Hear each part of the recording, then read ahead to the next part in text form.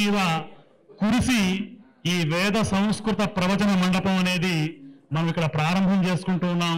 ఇది చాలా గొప్పదైనటువంటి విషయం. నేను ఎక్కువ మాట్లాడితే ఎంతో మాట్లాడుతూనే ఉంటాను, కానీ ఇక్కడ ఉన్నటువంటి మహనీయుల యొక్క వాక్కులు మనం వినాలి. వాళ్ళు చెప్పేటువంటి అంశాలు మనందరం కూడా మననం చేసుకుంటే బాగుంటుంది అని చెప్పి వారందరికీ కూడా కూర్చున్నటువంటి పెద్దలందరికీ స్వాగతాన్ని రామభద్ర క్షేత్రంలో తెలియజేస్తూ సరస్వతి ప్రార్థన చేయవలసిందిగా చిన్నారులను ఆహ్వానం చేస్తూ ఉన్నాం. చిన్నారులు చక్కగా సరస్వతి ప్రార్థన చేయాల్సిందిగా కోరుతున్నాం. మా రామభద్ర కుటుంబ సభ్యులు, అదేవిధంగా దీపమ్మ, జబ్బు గారు చాలా మంది పిల్లలకు కొంత మన శ్రీనాథన్న మహిళన్న నేర్పించినటువంటి సంస్కృతాన్ని చేయడానికి అవకాశం ఇచ్చారు. అలా ఒక 100 మందితో ప్రారంభమైంది. ఇప్పటికి 300 మంది పిల్లలు అయ్యారు. ప్రస్తుతం సెలవుల ద్వారా ఇప్పుడు ఇక్కడికి ఎవరు రాకపోయారు. వసంత పంచమి రోజు కూడా అంటే సామాన్యమైనటువంటి కుటుంబాలకి ఇది ఒక 1000 మంది విద్యార్థులు కావాలని శ్రీనివాస గురు గారు ఒక సంకల్పం. ఎందుకంటే గ్రామ గ్రామాన కష్టం ఈ ధార్మికంగా వెళ్ళడం, అందుకనే పిల్లలకు ఈ సరస్వతి సంబంధంగా తర్వాత కొన్ని సంస్కృత శబ్దాలు, ధాతువులు, సంస్కృతం మాట్లాడడం, చెప్పడానికి అవకాశం లభించింది. ఈ సరస్వతి ప్రార్థనతోని ప్రారంభం చేస్తాం.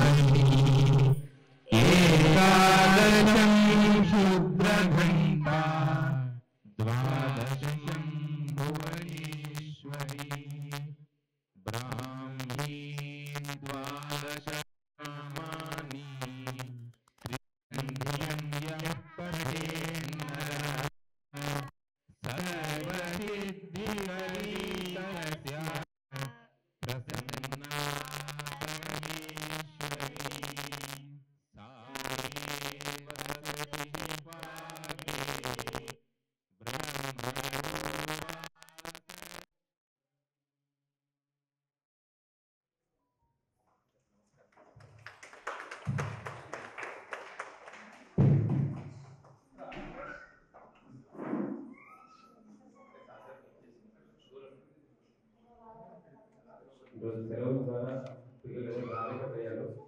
ఎంతో మందికి విద్యాదానంగా కూడా కావాలని మా శ్రీనివాస్ గురు గారికి చాలా ప్రేమ. ఏ కార్యక్రమం ఉన్నా కూడా మొదటగా ఫోన్ చేసి చెప్తూ ఉంటారు. ఎంతో మంది చాలా సింపుల్ గా ఉంటారు. మా అదృష్టం అది, అదృష్టంగా భావిస్తున్నాము. వారి గురించి చెప్పాలంటే హనుమంతుడి గురించి, రాముడి గురించి ఏం చెప్తాం.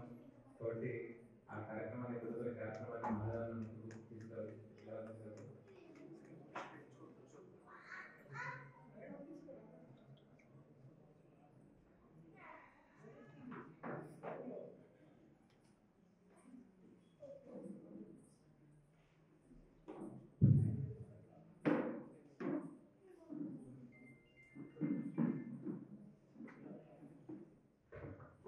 రామభద్ర క్షేత్రంలో వేదపారాయణం, హోమాలు ఇవన్నీ ఇంత ప్రధానము. సంస్కృతం కూడా అంతకన్నా ఎంతో ప్రాధాన్యం. ఈ కార్యక్రమానికి విచ్చేసినటువంటి శ్రీ స్థితప్రజ్ఞానంద స్వామి వారిని మొట్టమొదట అనుగ్రహ భాషణం చేసి రామభద్ర క్షేత్ర కుటుంబ సభ్యులందరినీ కూడా ఆశీర్వదించవలసిందిగా వారిని కోరుతున్నాను.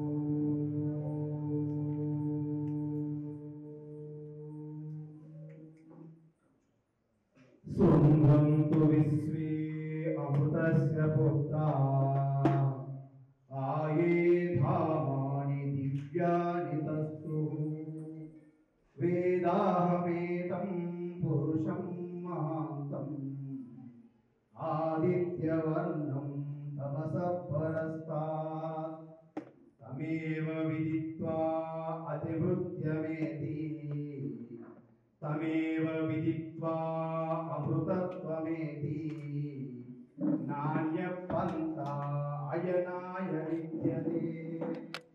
ॐ शान्ति शान्ति शान्ति।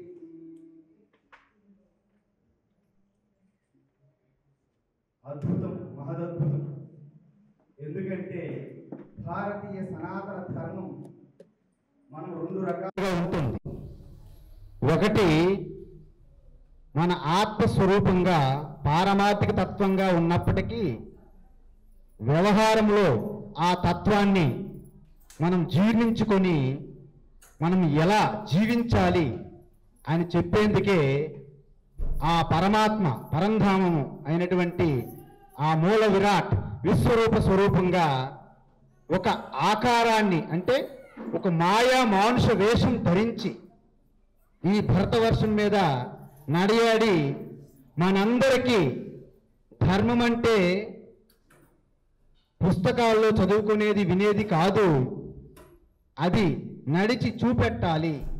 అందుకే ధర్మాన్ని ఎవరు ఆదేశించలేరు, ఉపదేశిస్తారు, మిమ్మల్ని జ్ఞాపకం చేస్తారు. ఆ ధర్మములో నడవాల్సింది మీరే. ఎలా నడవాలి అన్నదే శ్రీరామచంద్రుని యొక్క జీవితం. అందుకే మన సనాతన ధర్మములో ఎప్పటికప్పుడు సృష్టి క్రమములో ఎటువంటి తప్పిదాలు జరిగినప్పటికీ దాన్ని సెటరైట్ చేయడానికి ఆ ఈశ్వరుని అవతారమే ముఖ్యమైనటువంటి అవతారాలలో శ్రీరామ అవతారం ఒకటి. అలాంటి శ్రీరామ అని పేరు తలిచిన వెంటనే సకల మలినాలు మాలిన్యాలు కల్మషాలు పాపాలు పోతాయని మనం విన్నాం. ఎందుకంటే రత్నాకర అనే అత్యంత భయంకరమైనటువంటి దారి దోపిడీ దొంగ రామనామాన్ని పట్టుకొని బ్రహ్మర్షి మహర్షిగా మారారంటే ఆ రామ అనేది ఎంత గొప్పదో మీ అందరికీ తెలుసు కూడా. అలాంటి రామభద్ర క్షేత్రాన్ని ఇక్కడ నిర్మించి మనందరికీ కూడా ఒక భద్రాచలము అయోధ్యలాగా తలపించే విధంగా ఇక్కడ రామభద్ర క్షేత్రాన్ని నిర్మించినటువంటి ఈ సంతోష్ శర్మ వారి యొక్క సోదరులకి వారి యొక్క కుటుంబ సభ్యులకు అదేవిధంగా ఇక్కడ లబ్ధానంద స్వామి వారి యొక్క ఆశీర్వాదం చాలా బలంగా ఉంది. అందువలనే ఇంతమంది కుటుంబీకులందరూ కూడా ఇక్కడ కలిసి కన్నులు విందుగా ఈ రామభద్ర క్షేత్రంలో ఈ కార్యక్రమాన్ని ఈవేళ ప్రారంభించారు. ఈ కార్యక్రమానికి ముఖ్యమైనటువంటి మన ఆత్మస్వరూపంగా ఉన్నటువంటి రామాయణానికి హృదయస్థానంగా ఉన్నటువంటి ఆ సుందరకాండ గానం చేసి కారణ జన్ములుగా సుందరదాస్ ఎంఎస్ రామారావు గారంటే చిన్న పిల్లల నుండి కొన్ని జనరేషన్ల వరకు వారి పేరు తెలియని వారు ఎవరు లేరు. వారికి ఎటువంటి ఇంట్రడక్షన్ అవసరం లేదు. అలాంటి ఎంఎస్ రామారావు గారి యొక్క ఆ వారసత్వాన్ని అందుకోసం ఎవరికి వస్తుందని తెలియదు. ఎంఎస్ రామారావు గారి మనవడైనటువంటి శ్రీనివాస్ స్వామి గారు ఆ వారసత్వాన్ని అందుకున్నారు. ఎలాగైతే స్వర్గం నుండి గంగ ప్రవహించేటప్పుడు మీరు నేనెళ్ళి కాస్తే గంగ కాయలేం. ఏ విధంగా అయితే పరమశివుడు ఆ గంగని ధరించగలడు, అదేవిధంగా ఎంఎస్ రామారావు గారి గానాన్ని, ఆ గానామృతమైన రామాయణాన్ని ఎవరు పాడగలరు? అది రాముడి యొక్క కృపా కటాక్షం ఉండాలి, అది వారి తాతగారి యొక్క అనుగ్రహ బలం కూడా ఉండాలి. ఎందుకంటే ఇదేదో ఒకరోజు సినిమా కాదు, ఒకరోజు డ్రామా కాదు, ఏదో మేనేజ్ చేసుకెళ్ళిపోవడానికి ఒక్కరోజుకి. అంతటి గొప్ప భారాన్ని తన భుజములపై పెట్టుకొని అహర్నిశలు, అంటే మన శ్రీనివాస స్వామి గారి గురించి ఒక్కసారి మీరు వారి జీవితంలో తొంగి చూస్తే మనకు ఆశ్చర్యం.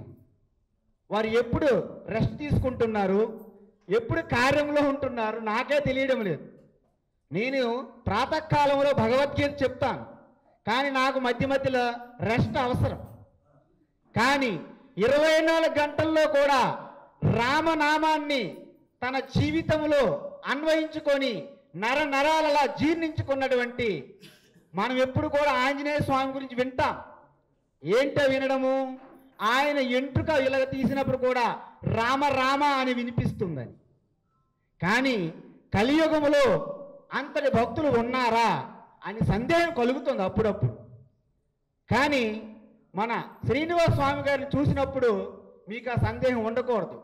అత్ర సంశయం నాస్త్యేవా. అందువలన వారి గురించి పక్కన కూర్చోబెట్టి చెప్పడం ఇది నాది వేరే కార్యక్రమాల కాదు. ఇది సత్యం సత్యం పునఃసత్యం ఉదృచ్య పదం ఉచ్యతే భుజం ఉచ్యతే బ్రహ్మ సత్యం జగన్మిథ్య ఎలాగైతుందో మన శ్రీనివాస స్వామి గారు అత్యద్భుతమైనటువంటి, మనం ఎంతో మంది ఉపాసకులు చూస్తుంటాం. నిజంగా వారు ఏ సంకల్పం చేస్తే ఆ సంకల్పం విఫలం కాదు, కాకూడదు కూడా. ఇప్పటి వరకు వారు సంకల్పం చేసిన ప్రతి కార్యక్రమం కూడా దిగ్విజయంగా జరిగాయి. వారిని కూడా నాకు మొట్టమొదటిసారిగా పరిచయం చేసినటువంటి రఘునందన్ రావు గారు ఉన్నారు ఇక్కడ. వారు ఎలాంటి వాళ్ళంటే బయటికి కనిపించరు, కానీ అన్ని కార్యక్రమాలు వెనక వారు ఉంటారు. దాన్నే మరి భగవద్గీతలు ఎలా చెప్పారంటే, మత్త పరతరం నాణ్యతు కించిదస్తి ధనంజయ మయి సర్వమిదం ప్రోతం సూత్రే మణిగణాయివ. మనం ఇక్కడ చూస్తున్న మాలలు మనం పుష్పంలోనే చూస్తాం, వెనక ఉన్నటువంటి దారాన్ని మనం చూడలేం. కానీ మీ అందరికీ ఒకటి తెలియాలి, ఆ దారం లేకుంటే పుష్పంలో అక్కడ నిలబడవు.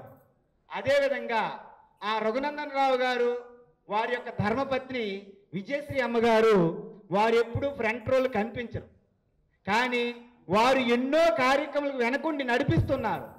వారిని ఎందుకు నేను చెప్తున్నానంటే, వారిని స్ఫూర్తిగా తీసుకొని ప్రతి ఒక్కరు కూడాను ఇలాంటి కార్యక్రమాలు వెనకుండి మీరు నడిపిస్తే ఈరోజు మనం ఎక్కడో భద్రాచలం అయోధ్య అని చెప్పక్కర్లేదు, ప్రతి ఊరు కూడా ఒక భద్రాచలంగా మారుతుంది. ప్రతి ఊర్లో కూడా ఒక రామాలయం ఉండాలి. ప్రతి ఒక్కరు కూడా ఆ కోదండ రాముని గురించి ఆవిష్కరించాలంటే శ్రీనివాస స్వామి బాగా చెప్తారు. నేను వారిలాగా చెప్పలేను, కానీ ఆత్మారామ గురించి చెప్పాలంటే నేను బాగా చెప్తాను. అందువలన ఆత్మారామ ఆనందరమణ అనే విధానంలో భగవద్గీత ఉంటే దాని నిజ జీవితంలో ఎలా నడిచి చూపెట్టాలో ఆ రామాయణం అనేది వారు చెప్తారు. అంటే ఇదే మనకు కావాల్సింది ఏంటి? రామాయణము మనం ఎలా జీవించాలి, ధర్మాన్ని అనుష్ఠానం గురించి రామాయణం చెప్తే మన యొక్క మానవ జీవితం యొక్క లక్ష్యం ఏమిటి, గమ్యం ఏమిటి అని చెప్పేదే భగవద్గీత. అందువలన మన దేశానికైనా మన రాష్ట్రానికైనా మన యొక్క జిల్లా మండలం మన ఇంటికైనా ఎలా నడిపించాలి, రక్షించాలి అనే ఒక పాలన గురించి తెలియాలంటే శ్రీరామచంద్రుడి యొక్క జీవితం మనం తెలుసుకోవాలి. మానవ జీవితం యొక్క లక్ష్యము గమ్యం గురించి తెలియాలంటే కృష్ణ పరమాత్మ యొక్క బోధ మనకు అర్థం కావాలి. అందుకే what Rama did, what Krishna said you should follow అంటారు. అంటే రాముడు ఏ విధంగా నడిచారు అలా మీరు నడవాలి, కృష్ణ ఏ విధంగా చెప్పారు అలా మీరు చెయ్యాలి. మనం ఉల్టా చేయకూడదు. ఉల్టా అంటే విపరీతం. అంటే నేను కృష్ణులాగా ఉంటాను, ఉండండి. ఆయన గోవర్ధనగిరి మన చిలికిన వేలుతో ఎత్తారు, మీరు ఒక చిన్న డంబిల్ కూడా ఎత్తలేరు, మీ చెయ్యి పట్టేస్తుంది. కాబట్టి ఈ ఉల్టా పద్ధతి మనం చేయకూడదు. కాబట్టి రాముని నిజ జీవితంలో ఆ అద్భుతం, రామాయణంలో ప్రతి పాత్ర, ఒక్క పాత్ర తీసుకుంటే మన జీవితం ధన్యమైపోతుంది. ఏమి చెప్పగలమండి? ఒక్కొక్క పాత్ర, ఒక్కొక్క పేరు. వాల్మీకి మహర్షి బ్రహ్మర్షి, ఆయన దివ్య దృష్టితో, జ్ఞాన దృష్టితో దర్శించి ఇలాంటి ఆదర్శమూర్తి అసలు సృష్టిలో ఉంటారా అని సందేహం కలిగినప్పుడు శ్రీరాముడు ఉన్నారు అనే విధంతో ఆయన రామాయణాన్ని రాశారు. రామాయణం అంటే ఇది శ్రీరాముని యొక్క చరిత్ర కాదు, ప్రతి మానవుని యొక్క చరిత్రే రామాయణం. అయినమంటే ప్రస్థానం, అయినమంటే మన గమ్యస్థానం, అయినమంటే మన జీవన మార్గం. రాముని యొక్క మార్గమే మన మార్గం. ప్రతి ఇంటిలో ఒక రామాయణం. అందువలన రామాయణం లేకుంటే అసలు ధర్మం అనేది మనకి తెలియదు. పుస్తకాల్లో చదివినంత మాత్రం ధర్మం ఎవరికీ తెలియదండి. రాముని యొక్క జీవితం, అందుకే రామో విగ్రహవాన్ ధర్మ. ధర్మానికి రూపం లేదు, ధర్మానికి ఎటువంటి ఆకారము పేరు లేదు, కానీ దానికి ఒక విగ్రహ రూపంగా పోస్తే అదే శ్రీరామచంద్రుడు. అందువలన ఆ శ్రీరాముని యొక్క లీలలు మనకు అర్థం కావు. ఒక్కొక్కసారి మీరు అంటారు, శ్రీరాముడే ఈశ్వరుని అవతారం అయితే మరి ఆయన ఎందుకో సీతాదేవి అపహరణం జరిగినప్పుడు ఏడ్చారు కదా. మరి అదే మనకు తెలియని విషయం. శ్రీరామచంద్రుడు తన స్వరూపం తెలియక కాదు, ఆయన వచ్చిన అవతారం ఏమిటి అని మనందరికీ తెలియాలి. ఎప్పుడైతే ఆసురిక సంపత్తి పేటరేగిపోయిందో దాన్ని అనగదొక్కాలని ఆ యొక్క పరమాత్మ యొక్క ప్రణాళికలో భాగంగా నరుని యొక్క రూపంలో కావాలి అవతారం. అందువలన శ్రీరామచంద్రుడు ఆ యొక్క మానవుడిగా ఉంటూ కూడా ఎలా మాధవుడిగా మారాలి అని చెప్పి చూపెట్టారు. కృష్ణ పరమాత్మ ఏంటి?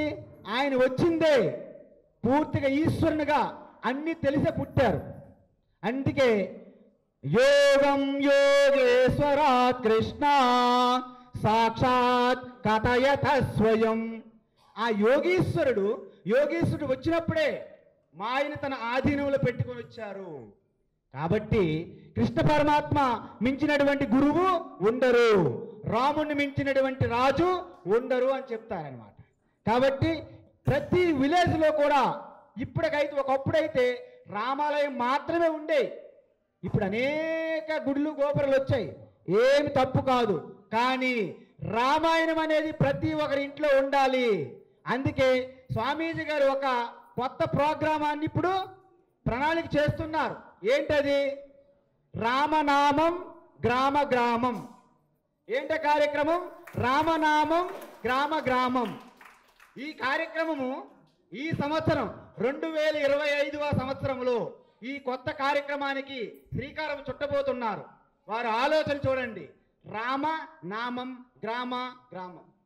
అందువలన భారతదేశంలో కని విని ఎరుగని విధంగా ఒక కొత్త కార్యక్రమానికి వారు శ్రీకారం చుట్టబోతున్నారు. ఈ కార్యక్రమం దిగ్విజయంగా ఒక అద్భుతమైనటువంటి రథయాత్రగా మారాలని మీ అందరూ కూడాను నేను ముందుగానే మీకు తెలియజేస్తున్నాను. కాబట్టి అదేవిధంగా మనకి తత్వం తెలియాలి. భగవద్గీత ఎందుకు వచ్చింది? మీరు ఎన్ని పరిష్కార మార్గాలకు అనుకున్నప్పటికీ అవన్నీ తాత్కాలిక కారణాలే, తాత్కాలిక పరిష్కారమే. శాశ్వత పరిష్కారం ఏమిటి? మీ ఆత్మతత్వము, అది గీతా జ్ఞానము. గీత అనే టార్చ్ లైట్. అందుకే స్వామివారికి నేను ఇంకోటి యాడ్ చేశాను. ఏంటి? గడప గడపకి గీతా జ్ఞానం. రామనామం గ్రామ గ్రామం, గడప గడపకి గీతా జ్ఞానం. ఈ రెండు వాక్యములతో ఒక కొత్త కార్యక్రమానికి శ్రీకారం చుట్టబోతున్నారు స్వామీజీ. కాబట్టి మీ అందరూ కూడా ఈ కార్యక్రమానికి పాల్గొని ఇది మొత్తం భారతదేశం అంతా కూడాను విస్తరించి వ్యాపించే విధంగా మన అందరం కూడా పాల్గొనాలి. ఇంకా ముఖ్య విషయం, మన యొక్క భారతదేశంలో మన సంస్కృతి సంప్రదాయం అనేది మన పక్కన పెట్టి మనం కేవలము విదేశీ సంప్రదాయాన్ని, విదేశీ సంస్కృతికి మనము ఏదో గొప్పగా భూతార్థంలో చూస్తున్నాం. కానీ అక్కడ ఉన్నదంతా ఆర్టిఫిషియల్. ఇక్కడ ఫ్లవర్స్ పెడతారు మనం ఏదైనా షాప్కి వెళ్ళేటప్పుడు ఎక్కడైనా ఆర్టిఫిషియల్ ఫ్లవర్స్ ఉంటాయి, ఎప్పుడు ఒకేలా ఉంటాయి, కానీ దానివల్ల మనకేమీ నిజమైనటువంటి సంతోషము ఆనందం కలగదు, అవి ఆర్టిఫిషియల్.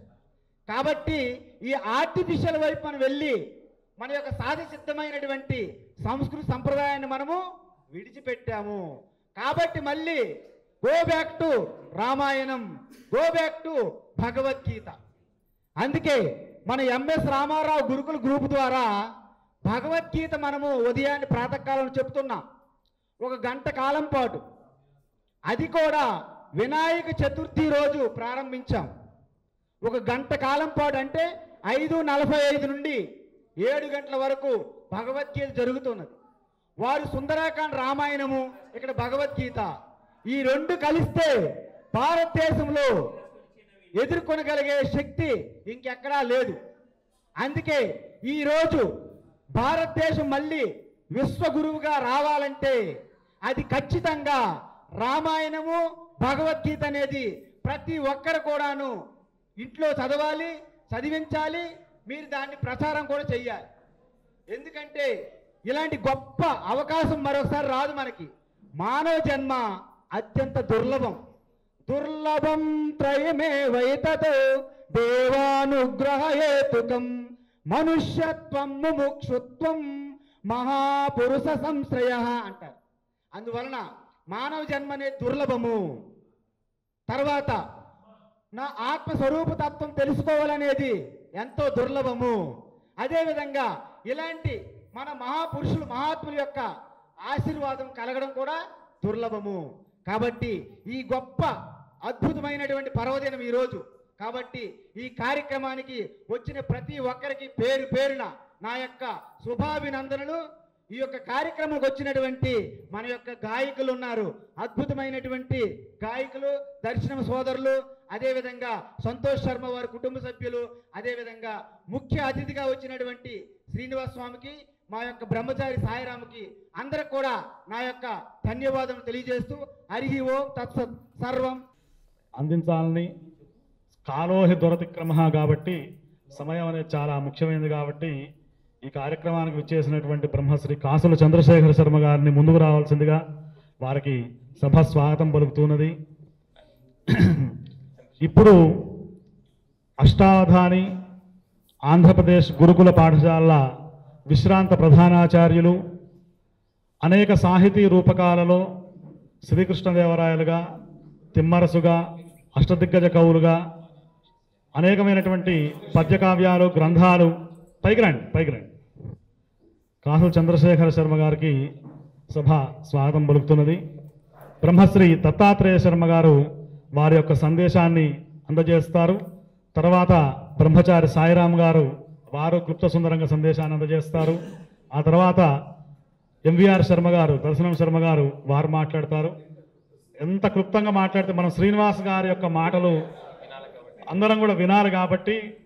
కాబట్టి ఎంఎస్ శ్రీనివాస్ గారు చాలా అద్భుతంగా ఆ గానంతో పాటు అక్కడ సామాజిక సేవతో పాటు మేము అక్కడికి వెళ్ళాం మొయినాబాద్లో వారి ఆశ్రమానికి. అక్కడ ఒక శిల మీద ఆంజనేయ స్వామి ప్రకృతి సిద్ధంగా స్వతసిద్ధంగా ఏర్పడినటువంటి స్వయంభూ ఆంజనేయ స్వామి వారి ఆశ్రమంలో ఏర్పడ్డ సందర్భంలో చిన్నజీయర్ స్వామి వారిని వారు ఆహ్వానించినప్పుడు నేను అక్కడ మాట్లాడా. అప్పుడే భారత ప్రభుత్వం చిన్నజీయర్ స్వామి వారికి పద్మ అవార్డు అనౌన్స్ అయినటువంటి మొట్టమొదటి సభ అది. అక్కడ మాట్లాడాము ఆ రోజు.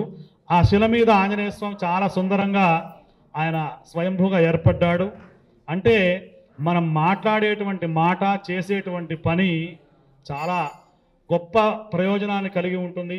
మా ఇక్కడ లోకల్ లీడరు మా చంద్రశేఖర్ యాదవ్ గారికి ప్రత్యేకమైనటువంటి ఆశీర్వచనాన్ని, స్వాగతాన్ని తెలియజేస్తూ ఉన్నాం. బ్రహ్మశ్రీ మర్మాన దత్తాత్రేయ శర్మ గారిని వారి యొక్క సందేశాన్ని అందించవలసిందిగా కోరుతున్నాను. శారదాంభోజ వదనాంబుజే సర్వదా సర్వదాస్మాకం సన్నిధి క్రియాత్ శ్రీరామ రామ రామేతి రమే రామే మనోరమే సహస్రనామ తత్ తత్తుల్యం రామనామవరాననే. పరమ పవిత్రమైనటువంటి ఈ ప్రాంగణంలో మనం కూర్చొని ఉండగలగడమే ఒక గొప్ప భాగ్య విశేషం. రాముడు భద్రుడై ఉన్నాడు. ఇక్కడ సమస్త సన్మంగళాలను ప్రసాదించడానికి రామభద్రస్వామి ఇక్కడ వేంచేసి ఉన్నాడు. అలాగే ఆంజనేయ స్వామి ఈ క్షేత్రానికి క్షేత్రపాలకుడై సర్వదా రక్షిస్తూ ఉన్నాడు. ఇది గోధూళితో పులకితమైనటువంటి ప్రాంతం. ఇక్కడ మనం కూర్చున్నటువంటి ఈ భవనం ఇదొక గోధామం. ఈ గోధామం ఇవాళ అద్భుతమైనటువంటి ఈ వేద శాస్త్ర ఉపనయన ప్రాంగణంగా రామభద్రస్వామి సన్నిధానంలో శ్రీరామ సన్నిధానంగా ఇది రూపొందింది. ఈ రూపొందడానికి వెనుక మన సంతోష్ కుమార్ శర్మ వారి సోదరులు, వారికి పరిపూర్ణంగా వాళ్ళ అమ్మా నాన్నల ఆశీస్సులే కారణం. నేను ముందుగా రాముడి గురించి ఒక క్షేత్రం నిర్మించాలంటే రాముడు అనుసరించిన మార్గంలో నడిస్తే తప్ప సాధ్యం కాదు. అలా రాముడు ఎట్లయితే పితృవాక్య పరిపాలకుడో అలాగే ఇక్కడ ఉన్నటువంటి సంతోష్ కుమార్ శర్మ సోదరులు కూడా పితృవాక్య పరిపాలకులై వారు ఈ రామభద్ర క్షేత్రాన్ని నిర్మించినారు. వారికి ముందుగా అనేక అభినందనలు. వారి తోడుగా మన సంస్కృత సోదరులు కూడా ఉండి ఆ రామ లక్ష్మణ భరత శత్రుఘ్నులు అలా నలుగురు, వారికి తోడుగా మేము దర్శనం సోదరులం కూడా మేము వెంట నడుస్తూ ఉన్నాం. ఇది ఇలా ఉంటే ఇవాళ ఇంత అద్భుతమైనటువంటి ఈ ప్రాంగణంలో ఎంతోమంది మహనీయులు సంచరించినటువంటి ప్రదేశం ఇది. ఇందాకే చెప్పినట్టుగా భారతీ తీర్థ మహాస్వామి వారి జగద్గురువుల కరకమలముల చేత ప్రతిష్ఠితమైనటువంటి ఆ యంత్రం. ఆ తర్వాత కంచి కామకోడి పీఠాధీశ్వరులు యాగశాలను ప్రారంభం చేశారు. ఆ తర్వాత మాధవానంద సరస్వతి స్వామివారి ప్రాంగణానికి విచ్చేశారు. బ్రహ్మానంద తీర్థగా ఉన్నటువంటి మాణిక్య సోమయాజుల వారు ఇక్కడ ప్రతిష్టాపన కార్యక్రమాలు నిర్వహించారు. ఒకరా ఇద్దరా, కాశీ నుంచి కానీ ఎక్కడి నుంచి వచ్చినా సరే మహాత్ములందరికీ కూడా ఈ రామభద్రుడే తను విడిదిగా ఉంటాడు. ఇటువంటి ఈ ప్రదేశంలో సంగీత, సాహిత్య, సాంస్కృతిక సకల కళలకు ఇది నిలయం. మీ ఇందాకే మా సోదరుడు చెప్పినట్టుగా ఇక్కడ అవధాన కళ వెలివిరిసింది. ఇక్కడి నుంచి అవధానులు తయారయ్యారు. నేను అది సావకాశంగా మరొకసారి తెలియజేస్తాను. అలాంటి అవధానాలకు ఒక సప్తాహ దీక్షను మేము ఇక్కడ నిర్వహించడానికి కారణమైంది. అలాగే లబ్ధానంద స్వామివారి అనుగ్రహం వల్ల, నిజంగా లబ్ధానందం అంటే అది లభించిన ఆనందమే. ఆ లబ్ధానంద స్వాముల వారి ఆ పూర్వీకులు వారి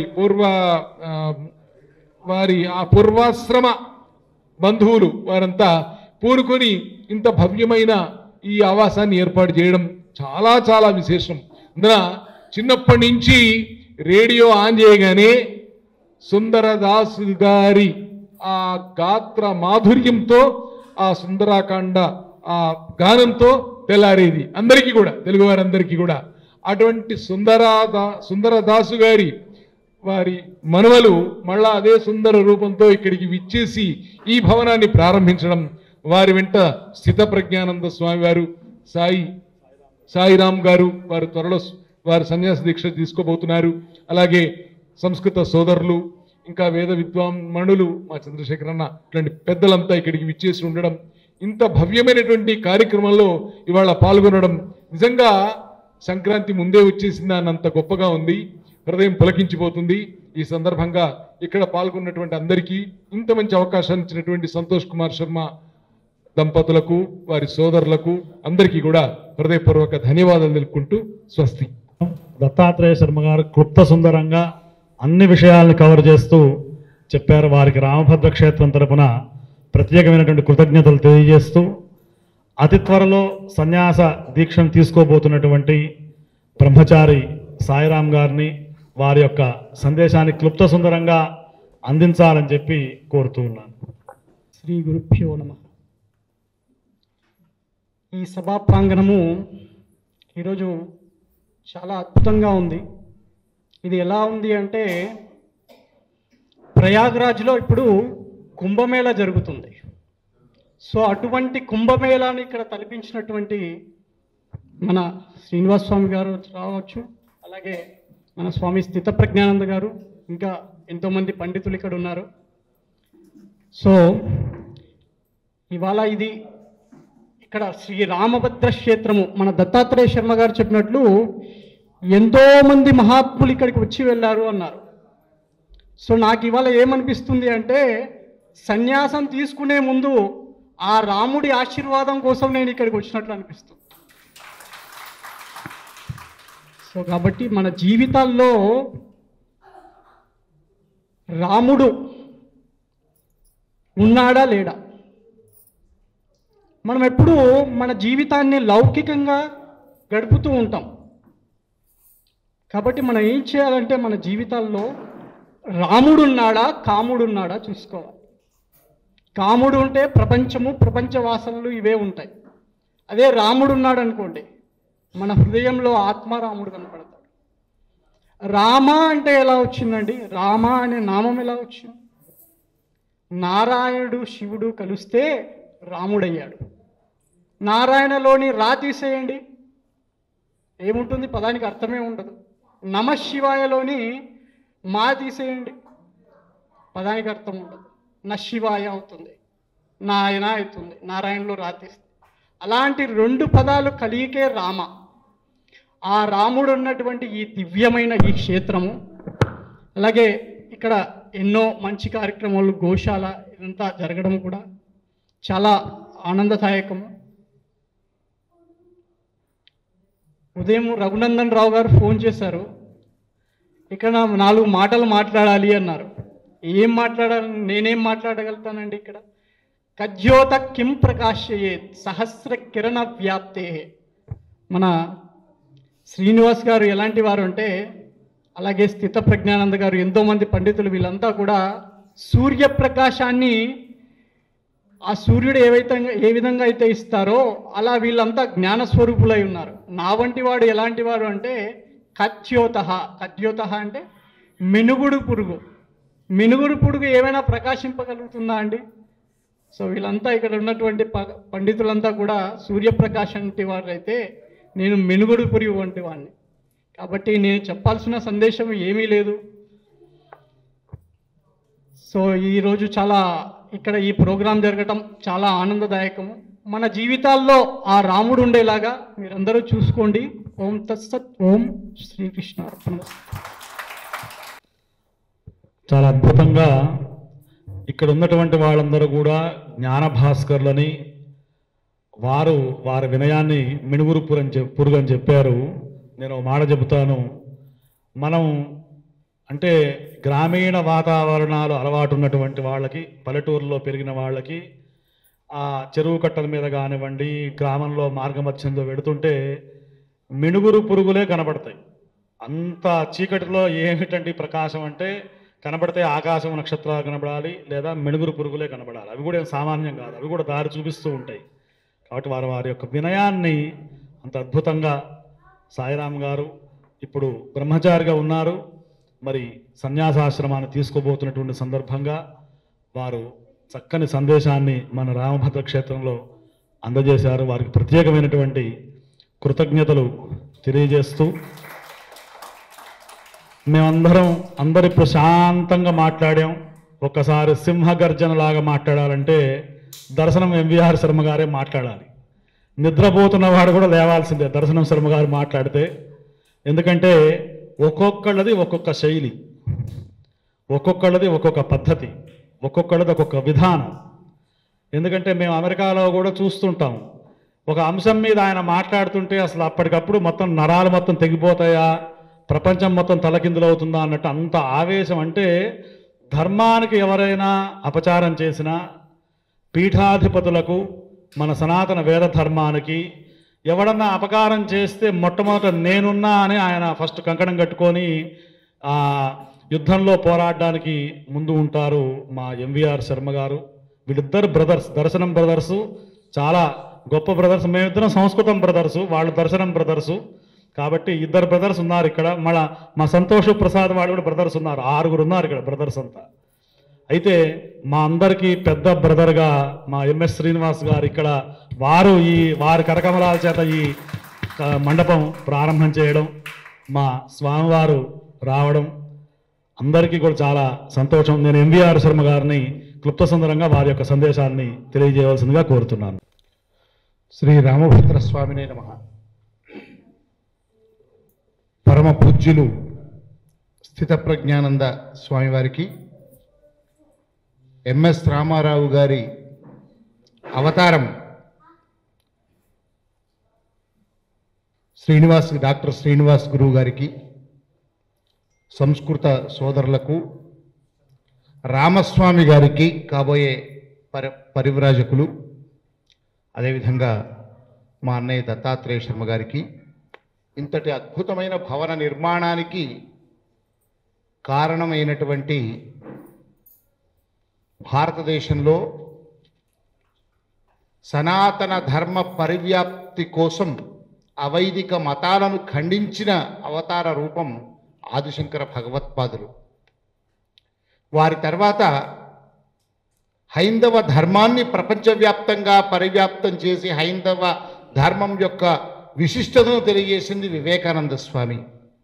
అటు తర్వాత భారతదేశంలో స్వాతంత్రానంతరం అనేక మతాల ప్రాబల్యం పెరుగుతూ హైందవ మతాన్ని తక్కువ చేస్తున్న సమయంలో సనాతన ధర్మాన్ని పునరుజ్జీవింపజేయడానికి ఒక వ్యవస్థ ఏర్పాటు కావాలి, ఆ వ్యవస్థకు అనేక మంది మహాత్ములు తయారవ్వాలి అని సనాతన ధర్మానికి ఒక విశేషమైన సేవలు అందించిన అవతార పురుషులు శ్రీ దయానంద సరస్వతి స్వామివారు. అలాంటి దయానంద సరస్వతి స్వామివారి పరంపరలో ఎందరెందరో స్వామీజీలు సనాతన ధర్మాన్ని యొక్క వేద శాస్త్ర పురాణాలను, ఉపనిషత్తులను, దర్శనాలను ఔపాసన పట్టి ఇవాళ సహస్రాధిక మంది దయానంద సరస్వతి స్వామివారి బాటలో ఎక్కడికక్కడ ప్రపంచవ్యాప్తంగా సనాతన ధర్మాన్ని పరివ్యాప్తం చేశారు. అలాంటి పరంపరలో శ్రీ లబ్ధానంద సరస్వతి స్వామివారు కూడా ఒకరు. వారు శ్రీ తత్వవిధానంద సరస్వతి స్వామి వారు కలిసి చేసిన ప్రవచనాలు నేను ఎన్నో 10-20 ఏళ్ల క్రితం అనుకుంటా ఇక్కడే అలవాల్లో నేను అటెండ్ అయ్యాను. అరవిందరావు గారు అదేవిధంగా అప్పుడు వారు ఐజీగా ఉన్నారు. తత్వవిధానంద సరస్వతి స్వామి వారు, లబ్ధానంద సరస్వతి స్వామి వారు కలిసి పాల్గొన్న కార్యక్రమాల్లో నేను కూడా అందులో పాల్గొనే భాగ్యం కలిగింది.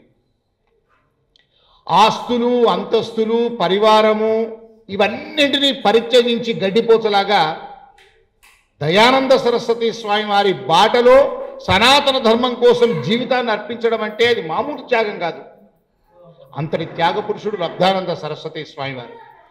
ఆ పరివారంలో లౌకిక జీవనంలో ఉన్న, సంసార జీవనంలో ఉన్న మా రఘునందన్ రావు గారు కూడా అదే బాటలో అదే సద్గుణాలను, అదే రకమైనటువంటి ధార్మిక చింతనను, ఆధ్యాత్మికను తను పుణికిపుచ్చుకొని ఇవాళ వారి స్వగ్రామంలో ఉన్నటువంటి రామాలయం కానీ, పురాతన ఆలయం కానీ, ఇక్కడ యాడారం మా యాడారం నాసారంగుట్ట నుంచి అటు వెళ్తే చిన్నతనంలో యాడారం గొప్ప అలాంటి పురాతన ఆలయం కానీ, వేద ధర్మాన్ని పరిరక్షించడం కానీ, ఇక్కడ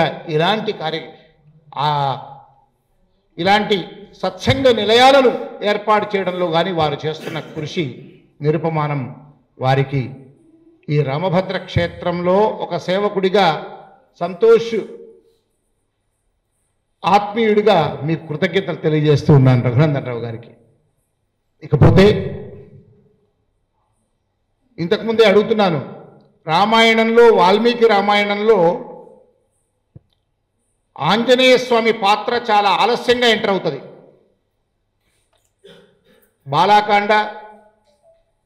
బాలాకాండ తర్వాత అయోధ్యాకాండ, కిష్కింధకాండ దగ్గరికి వచ్చాక సీతమ్మను రావణాసురుడు తీసుకువెళ్ళాక ఆ అన్వేషణలో భాగంగా ఆంజనేయుడు పరిచయం అవుతాడు. వయసు యవ్వన వయస్సులోనే. అప్పటిదాకా ఆంజనేయుడు ఎక్కడ పుట్టారు, ఎలా పెరిగారు, ఎవరి దగ్గర నేర్చుకున్నారు, వారి తల్లిదండ్రుల వృత్తాంతం తర్వాత పురాణాల్లో తెలుసుకుంటాం, కానీ వాల్మీకి రామాయణంలో మనకు కనిపించదు. ఆలస్యంగా పరిచయమైన పాత్ర అయినా రామాయణంలో రాముడి తర్వాత సీతమ్మ తర్వాత ప్రధాన పాత్ర ఆంజనేయుడిదే.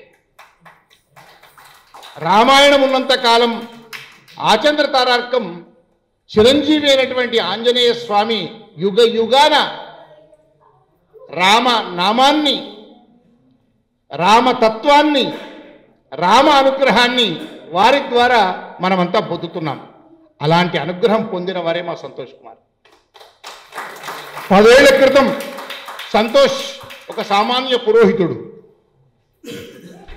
మా ఊరికి కొండపాక రుద్రేశ్వరాలయాన్ని ఒక 1000 ఏళ్ల క్రితం కాకతీయ రాజులు నిర్మించి అది శిథిలమైతే మేమంతా గ్రామస్తులం దాన్ని పునరుద్ధరణ చేసుకుని ప్రతి సంవత్సరము వార్షిక బ్రహ్మోత్సవాలు, ప్రతి నెల మాస శివరాత్రి రోజున మహన్యాసపూర్వక శతరుద్రాభిషేకం చేసుకుంటూ వెళ్తూ ఉంటే అప్పుడప్పుడే సంస్కృతం ఎంఏ పూర్తి చేసుకొని వేదాంతవర్ధిని కళాశాల బోయినపల్లిలో మాకు పాండురంగాశ్రమంలో పరిచయమై, తొగుట స్వామివారి వద్ద పరిచయమై, తర్వాత ఇక్కడ నివాసాన్ని ఏర్పాటు చేసుకుంటే వెళ్ళినప్పుడల్లా సంతోష్ మా వెంట మా ఊరికి రాని ఆప్యాయంగా ఒక 4-5 సార్లు నేను వెంట తీసుకెళ్ళిన. అప్పుడు సామాన్య పురోహితుడే, అప్పుడప్పుడే సామాన్య ప్రవచనాలు అందిస్తున్నటువంటి ఒక ధార్మికుడు. రామాయణంలో ఆంజనేయుని పాత్ర ఒకేసారి జగజ్జయమానంగా ఎలా వెలిగిందో ఒకేసారి సంతోష్ యొక్క పాత్ర కూడా మనకి వాళ్ళ విశ్వవ్యాప్తం కాబోతున్నది. ఒక ఆలయం కట్టడం అంటే మామూలు విషయమా అండి? అందున భద్రాచలం అయోధ్య తర్వాత దక్షిణ అయోధ్యగా భద్రాచలాన్ని పోలిన, భద్రాచలాన్ని తలపించే అంతటి విశిష్టతలు సంతరించుకునే రామభద్ర క్షేత్రాన్ని నిర్మించడం అంటే మామూలు విషయం కాదు. చాలాసార్లు చెప్పా. 2వ వార్షికోత్సవంలో కూడా అక్కడ మాణిక్య స్వామి గురువు గారు వారు బ్రహ్మానంద తీర్థులుగా ఉదయం సన్యాసాశ్రమం, సాయంత్రం పరమపదం చెందిన మహనీయులు వేద విద్యానిధి జ్యోతిరప్తోర్యామ యాజి, భారతదేశంలో వేదానికి భాష్యం చెప్పగల అతి కొద్ది మందిలో మహానుభావులు వారు. వారి కరకమలములచే ఇక్కడ ప్రతిష్ఠ జరిగింది. 2వ వార్షికోత్సవానికి కూడా అభ్యర్థిస్తే వారు ఇక్కడికి వచ్చారు ప్రతిష్టానంతరం. ఆ సందర్భంలో ఒక సత్సంగం జరిగినప్పుడు చెప్పాను, ఆలయం ఉంది, పక్కన కొన్ని గదులు ఉన్నాయి సంతోష్, ఇక్కడ నువ్వు 1000 మంది నివసించే యోగ్యత కలిగినటువంటి భవన సముదాయం అవసరం, 100 సత్రాలైనా అవసరం, ఒక పెద్ద గోశాల, ఒక వేద పాఠశాల. భద్రాచలం మిథిలా నగరంలో, అక్కడ భద్రాచలంలో ఆ మిథిలా స్టేడియంలో రామనవమి జరిగినప్పుడు ఎలా లక్షలాది మంది వస్తారో మా కళాధర్రావు గారికి తెలుసు. వారి కుమార్ మేమంతా కలిసి 15 ఏళ్ల కింద అతిరాత్రం అనే యాగాన్ని భద్రాచలంలో ఆనాడు 7 కోట్ల రూపాయలతో మేము చేసినాం. మీకు గుర్తుందా కళాధర్రావు గారు? రోజుకు 3 లక్షల మంది వచ్చారు. అలా భద్రాచలానికి పోటెత్తిన భక్తజనం ఎట్లానో అంతకు మించిన భక్తజనం రామభద్ర క్షేత్రానికి భవిష్యత్తులో వచ్చే విధంగా మా కళ్ళల్లో కనిపిస్తుంది. అలాంటి మౌలిక సదుపాయాలను ఇక్కడ కల్పించాల్సిన ఉందని చెప్పాము. ఏమనుకుంటున్నామో ఏమో, ఏటికా ఏడు ఇది అలా విస్తృతం అవుతూనే ఉంది. సాక్షాత్తు నేను అన్నాను, అక్కడ గోదావరి నది అక్కడి నుంచి ప్రవహిస్తుంటే గోదావరి తల్లి దీ దగ్గరికి వస్తుంది. భగీరథుడు గంగానదిని ఎలా తెచ్చాడో రామభద్రుడే తన దగ్గరికి గోదావరి నదిని తెచ్చుకుంటాడు అనుకున్నాం. షామీర్పేటకు కాళేశ్వరం ప్రాజెక్టు నుంచి గోదావరి జలాలు వచ్చాయి. ఇప్పుడు మల్లన్న సాగర్ నుంచి పెద్ద పైప్ లైన్ ఇక్కడి నుంచే కాలువల రూపంలో జంట నగరాలకు రాబోతున్నది. అంటే గోదావరి జలాలు కూడా రామభద్రుని పాదాల చెంత మీదుగా వెళ్ళే భాగ్యం. ఎందుకంటే స్థల మహాత్యం, సంకల్ప బలం, ఇవి రెండూ కలిస్తే ఎలా ఉంటాయంటే అలా ఉంటాయి. సంతోష్ వ్యక్తిత్వం ఏమంటే కొంతమందిని చూడగానే మనమంతా వారికి అంకితం అయిపోతాం. మనల్నంతా ఆకర్షించుకుంటారు ఎదుటివారు. అలాంటి ఆకర్షణ శక్తి కలిగినటువంటి అరుదైన వ్యక్తుల్లో పండరు సంతోష్ ఒకరు. సంతోష్తో ఆయనకి ఏ భాష రాదు, అంటే ఏ భాష రాదంటే ఈ తెలుగు తప్ప తమిళం కన్నడం తక్కువ, సంస్కృత ప్రావీణ్యం ఉంది, ఆంగ్లము హిందీ సహజంగా వస్తాయి కనుక ఇతర భాషలు తెలియదు. కానీ కన్నడ తమిళం తెలిసిన వాళ్ళ పండితులు కూడా ఇట్టే ఆయనకి ఆకర్షితులు అవుతారు. ఆ భాష మరి ఎలా కమ్యూనికేషన్ అవుతుందో వారితో సాన్నిహిత్యం అవుతారు. ఉత్తరప్రదేశ్లో హిందీ మాట్లాడేటువంటి పెద్ద పెద్ద స్వాములు కూడా వారి విషయంలో వారికి ఆకర్షితులవుతారు. అలా ఒక అరుదైనమైనటువంటి అద్భుతమైనటువంటి లక్షణాలు కలిగిన పండరి సంతోష్ ఈ ఆలయాన్ని ఒక ధర్మనిష్టగా శ్రద్ధతో ఇంత గొప్పగా చేస్తూ ఒక చిన్న ఆలయం పక్కన భవనం అయినప్పుడు ఒక 4 ఏళ్ల క్రితం కరోనా సమయం అప్పుడప్పుడే కొద్దిగా భయకంపితులు చేస్తున్న తరుణంలో ప్రతి సంవత్సరం విద్వత్సభ తెలంగాణ విద్వత్సభ ఆధ్వర్యంలో సిద్ధాంతుల సభలను ఏర్పాటు చేస్తుంటే సంతోష్ వాళ్ళ మీ దగ్గర ఏర్పాటు చేసుకుంటామంటే ఏ సదుపాయాలు లేకపోయినా సరే అప్పటికప్పుడు 2 రోజుల్లో మా కోసం సిద్ధం చేశారు. ఉభయ తెలుగు రాష్ట్రాల్లో ఉండే ప్రముఖ సిద్ధాంతులందరూ ఇక్కడికి వచ్చారు. కంచికామకోటి పీఠాధిపతి ధర్మాధికారి ఇక్కడికి వచ్చారు. ఆనాడు అనేక మంది సిద్ధాంతులు వేద పండితులు సమక్షంలో ఇక్కడ శోభకృతనామ సంవత్సర పండుగల నిర్ణయం ఇక్కడ జరిగింది. అదే పండుగల ఆచరణ కూడా జరిగింది. పండగ వాతావరణంలో జరిగింది ఆ కార్యక్రమం. ఆ తర్వాత ఎన్నో ధార్మిక కార్యక్రమాలు, హవనాలు, ఎవరైనా పెద్ద పెద్ద వేద పండితులు, వేద ఘనపాఠీలు, ఆస్థాన పండితులు కూడా మేము ఏదైనా కార్యక్రమం చేసుకోవాలంటే వారికి మొట్టమొదలు కనిపించేది రామభద్ర క్షేత్రం మాత్రమే. అలా వచ్చి చేసుకుంటూ ఉన్నారు. ఇక మా అన్నయ్య ప్రతి సంవత్సరం నిర్వహించే అవధాన శిక్షణా శిబిరం కూడా గత సంవత్సరం వైభవంగా జరిగింది. ఇది చూస్తుంటే ఇది ప్రతి సంవత్సరము జరపడానికి ఇంకో చోటికి అవకాశం లేదు అన్న భావన కలుగుతోంది. ఒక్క అవధాన శిబిరమే కాదు, అనేక ధార్మిక సంబంధమైన కార్యక్రమాలకు ఎంతో అద్భుతమైన ప్రాంగణంగా ఇది విలసిల్లుతూ ఉంది. అంతటి గొప్పనైనటువంటి, ఎందుకంటే ఆ పట్టుదల, దీక్ష, ధర్మనిష్ట, ఉక్కు సంకల్పం ఇవన్నీ ఉంటేనే ఇలాంటివి సాధ్యం. అనతి కాలంలోనే రామభద్ర క్షేత్రం విశ్వవ్యాప్తంగా ఒక ప్రతిష్టాత్మకమైనటువంటి ఆలయంగా ప్రాచుర్యం పొందడం నిజంగా వారికి ఉండే శ్రద్ధ, ఆ రామభద్రుడి యొక్క అనుగ్రహం, ఇవి రెండూ తోడై వెలివి తన ఆత్మీయులందరినీ కూడా ఆయన అవ్యాజమైన వాత్సల్యంతో పిలిస్తే ఎక్కడ ఉన్నా రాకుండా ఉండలేని పరిస్థితి సంతోష్ వల్ల. అనేక చోట్ల ఇవాళ కుదరదండి, రాలేమండి, ఇంకేదైనా కారణం చెప్పొచ్చు. కానీ సంతోష్ దగ్గర మాత్రం ఎవ్వరము కూడా కాదనలేము. అన్ని కార్యక్రమాలు పక్కన పెట్టి ఇక్కడికి రావాల్సి వస్తుంది. బహుశా వదాన్యులు, పెద్దలు వాళ్ళు కూడా సంతోష్ మాటను జవదాడకుండా ఇలాంటి అద్భుతమైన కార్యక్రమాలు ఎన్నింటినో చేస్తున్నారు, చేయబోతూ ఉన్నారు. ఇకపోతే పక్కన గోశాలను కంచికామకోటి పీఠాధీశ్వరు అసలు యంత్రాన్ని దక్షిణామ్నాయ శృంగేరి శారదాపీఠం జగద్గురు శంకరాచార్య భారతీర్థ స్వామి వారు, జగద్గురు శంకరాచార్య విధుశేఖర భారతీ స్వామి వారు స్వహస్తాలతో వాటిని స్పృశించి మంత్రించి మంత్రాక్షతలతో ఆ యంత్రాలు ఇస్తే ఇక్కడ ప్రతిష్ఠ జరిగింది. మాణిక్య సుమయాదులు గురువు గారి కార్యక్రమం వచ్చే వైదిక నిర్వహణలో కంచికామకోటి పీఠాధిపతులు స్వయంగా ఇక్కడికి దిగ్విజయ యాత్రగా విచ్చేసి గోశాలను వారే ప్రారంభించగా ఇవాళ ఈ వేద పాఠశాలను కూడా ఆ రోజు రెండు జరిగాయి. అదొక స్వామివారి యొక్క అనుగ్రహ సందేశం కూడా ఆ రోజు మనందరి మీద గొప్పగా జరిగింది. ఇకపోతే సత్సంగ మందిరం ఇది. ఈ సత్సంగ మందిరంలో రామభద్రుడు పులకరించిపోయే, ఆంజనేయుడు పులకరించిపోయే, అనుగ్రహం పొందే ఎన్నెన్నో దివ్య భావ్యమైన కార్యక్రమాలు భవిష్యత్తులో జరగబోతూ ఉన్నాయి. అంత అద్భుతమైన సదుపాయాలు ఉన్నాయి. దీనంతటికీ కూడా కారణం రఘునందన్ రావు గారు అయితే ఏ మహానుభావుడి చేత ఇది ప్రారంభించాలంటే సాక్షాత్తు ఆంజనేయ స్వామి అవతారంగా మన ముందున్నారు. మా తాత అవతార పురుషుడు, మా తాత పరమహంస పరివ్రాజకులు, మా తాత ఏదో గొప్పవాడని చెప్పుకుని వాళ్ళ పరంపరలో అనేక మంది అనేక విధాలైనటువంటి విధంగా గొప్పలు చెప్పుకుంటారు. సరే, వారి శక్తి మేర చేస్తుంటారు. కానీ ఎంఎస్ రామారావు గారే తనలో ఆవహించాడా అన్నట్టుగా సుందరదాసు ఎంఎస్ రామారావు ప్రతిరూపంగా అభినవ ఎంఎస్ రామారావు గారుగా డాక్టర్ శ్రీనివాస్ గారు ఇవాళ చేస్తున్న కృషి భారతదేశ వ్యాప్తంగా చాలా నిరుపమానం. వారి దగ్గరికి వెళ్ళి వారితో మాట్లాడి వారికి సంబంధించిన అనేకమైనటువంటి కార్యక్రమాలను చూస్తే కానీ వారి గొప్పతనం తెలియదు. వారు నిర్మించిన ఆశ్రమం స్వయంభూ ఆంజనేయ స్వామి ఒక రాయి మీద కనిపిస్తే ఒక దివ్యమైన భవ్యమైన ఆంజనేయ క్షేత్రాన్ని నిర్మించడమే కాదు, ఒక చక్కని ఆధ్యాత్మిక ఆశ్రమాన్ని వారు నిర్మించి ఎన్నెన్నో కార్యక్రమాలు చేస్తూ ఉన్నారు. భవిష్యత్తులో ఎందరో జగద్గురువులు కూడా అందులో పాదం మోపి అందులో ఎన్నో కార్యక్రమాలు నిర్వహించుకునే ఆ అద్భుతమైన ఆశ్రమాన్ని నిర్వహించారు. కాశీలో కూడా గొప్ప గొప్ప కార్యక్రమాలు చేశారు. ఒక కార్యక్రమం సాక్షాత్తు మోడీ గారు ద్వారా అది కారిడార్ పూర్తయిన మొదటి సంవత్సరంలోనే వీరికి మాత్రమే భాగ్యం కలిగింది.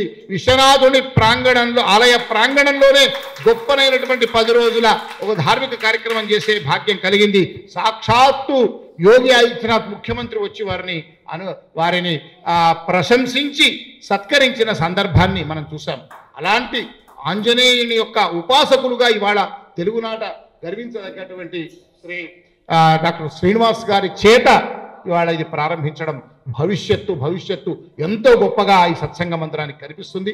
ఇలాంటి ఈ కార్యక్రమంలో పాల్గొనే భాగ్యాన్ని, అవకాశాన్ని కల్పించినటువంటి సంతోష్కు మేమందరము ఎల్లవేళలా అన్ని కార్యక్రమాల్లో వీలైనంత విధంగా మేమందరము కూడా కలిసి సహకరించి అన్ని విధాలా తోడ్పాటునందించి వారు చేసే అనేక క్రతువుల్లో ఏ చిన్న పాత్ర అయినా ఒక పరమాణువుగా మేమంతా సహకరిస్తాము, అందులో పాల్గొంటామని కోరుకుంటూ రామభద్రుని అనుగ్రహం వారిపైన, మాపైన, మనందరిపైన ఉండాలని కోరుకుంటూ స్వస్తి. అద్భుతంగా అన్ని విషయాలు శ్రీ ఎంవిఆర్ శర్మ గారు చెప్పారు. నిజంగా కాశీ విశ్వనాథ ఆ కొత్త కారిడార్ ప్రారంభం సందర్భంలో అది ఎంఎస్ శ్రీనివాస్ గారికి దక్కిన గౌరవం కాదు, తెలుగు వాళ్ళందరికీ కూడా దక్కినటువంటి గౌరవం. వారి చేత అక్కడ జరిగినటువంటి సీతారాముల కళ్యాణం చేశారు. అక్కడ చాలా అద్భుతంగా విశ్వనాథుడి యొక్క సన్నిధిలో రాముడు విశ్వనాథుడు ఇద్దరు ఒకటే, ఒకే నాణానికి ఉన్నటువంటి బొమ్మ బొరుసే శివకేశవుడు. అందుకే కాశీ విశ్వనాథుడి యొక్క సన్నిధిలోనే రామచరిత మానస్ తులసీదాస్ గారు రచించినటువంటి ఆ స్టోరీ అంతా మనకు తెలిసినటువంటి విషయం. అక్కడ వారు నిజంగా చేసినప్పుడు అది అయిన తర్వాత మేము దర్శనం అన్నయ్య మేమందరం కలిసి వాళ్ళ ఇంటికి వెళ్ళాము. ఆ బ్రహ్మస్వభవనం గురించి చంద్రశేఖర శర్మ గారు అందరం వెళితే చాలా ఆత్మీయంగా ఆ రోజు ఒక 2 గంటలు శ్రీనివాస్ గారు మొత్తం టైం కేటాయించి వారి ద్వారా ఏం చేయాలో తప్పకుండా చేస్తానని చెప్పి అప్పుడు మేము వాళ్ళ ఇంట్లో అన్ని చూసాం. ఆ కార్యక్రమం యొక్క ఫోటోలు వీడియోలు అన్నీ చూస్తే నిజంగా ఇది మన తెలుగు వాళ్ళకు దక్కినటువంటి గౌరవం కదా. కాశీలో అక్కడ ముఖ్యమంత్రి ఆయన యోగి ఆదిత్యనాథ్ గారు వచ్చి వారికి ప్రత్యేక సన్మానం చేసి కొన్ని గంటల పాటు కూర్చొని చాలా అది గొప్ప అనుభూతిని నాకు కూడా కలిగించింది. అదే మా దర్శనం అన్నయ్య గారు చెప్పారు. చాలా ఈ ప్రాంగణం వారి చేత ప్రారంభింపబడడం చాలా గొప్పదైనటువంటి విషయంగా వారికి దర్శనం శర్మ గారి కృతజ్ఞతలు తెలియజేస్తూ మన జంట నగరాల్లో ప్రముఖ వేద పండితులు బ్రహ్మశ్రీ కాసుల చంద్రశేఖర శర్మ గారు వారిని 2 నిమిషాలు ఈ క్షేత్రం గురించి ఇక్కడ ఉన్నటువంటి కార్యక్రమం గురించి మాట్లాడవలసిందిగా క్లుప్త సుందరంగా వారి సందేశాన్ని అందించవలసిందిగా కోరుతూ ఉన్నాం. ఒక 30 సెకండ్లు నేను నా ఆ తాదాత్మ్య స్థితిలో మర్చిపోయాను.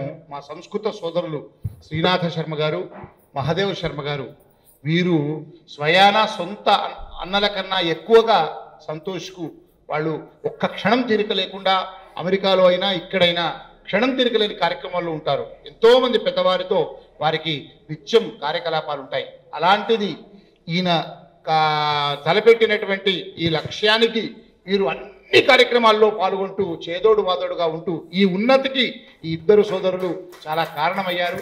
వారికి కూడా ధన్యవాదాలు.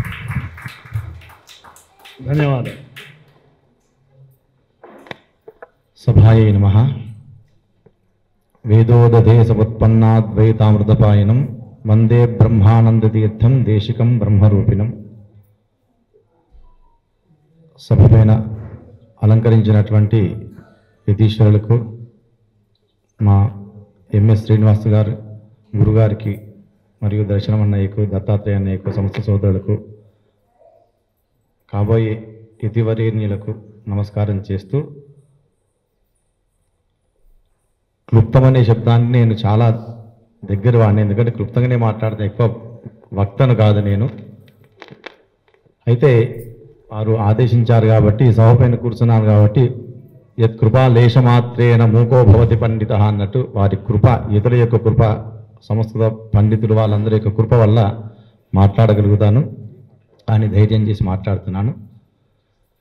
మా సంతోష్ శర్మ, మా సంతోష్ అన్నయ్య గారు పేరులోనే ఉందన్నట్టు. తను కష్టపడ్డా, తను బాధపడ్డా అవతల వారిని సంతోషింపచేయడమే ఆ పేరుకు సార్థకత. అది వారికి.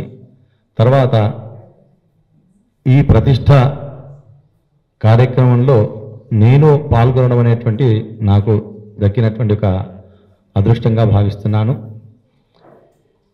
తర్వాత మా గురువారి యొక్క చేతుల మీదుగా ఇక ప్రతిష్ట జరగడం అది గొప్ప విశేషము. ఈ యొక్క ఇంత చిన్న హాలుకు చాలా పెద్దగా ఆర్భాటం చేస్తున్నారని అనుకోవచ్చు ఎవరైనా. దీని మాహాత్మ్యం ఏమిటంటే షష్ఠి పూర్తులు కానీ, అన్నప్రాశనలు కానీ, అక్షరాభ్యాసాలు కానీ ఇక్కడ చేసుకోవచ్చు అని అంటున్నారు. సిటీలో ఇంతకంటే బాగా ఉంటాయి. కానీ ధర్మం ఏం చెప్తుందంటే సంస్క్రియతే జ్ఞానయోగ్యత మాపాద్యతే అని చెప్తూ చిత్తమనేన, ఇవన్నీ సంస్కార క్రియలు అన్నట్టు. షోడశ కర్మలు కానీ ఈ యొక్క పంచదశ కర్మలు, గర్భాధాన సంస్కారం మొదలు పెట్టుకొని, పుంసవం నుంచి మొదలు పెట్టుకొని ఆ యొక్క సంస్కారాలన్నీ కూడా ఒక యోగ్యమైనటువంటి ఇటువంటి స్థలంలో, ఈ స్థలం ఏంటంటే గొప్ప గొప్ప వాళ్ళందరూ నడియాడినటువంటి యొక్క స్థలం ఇది. అందులో అన్ని దేవతలు వాసం చేసేటువంటి యొక్క గోవులు ఈ స్థలంలో మొదటగా ఉన్నాయి. ఇక్కడ ఉండడం వల్ల మనకు పిల్లలకు చేసేటువంటి ఆ యొక్క సంస్కారాల వల్ల, సంస్కార క్రియ వల్ల అన్నప్రాశన కానీ, మనకు నామకరణం కానీ, ఇంకేదైనా షష్ఠి పూర్తి మొదలు అన్ని కార్యక్రమాలు చేయించాం మేము.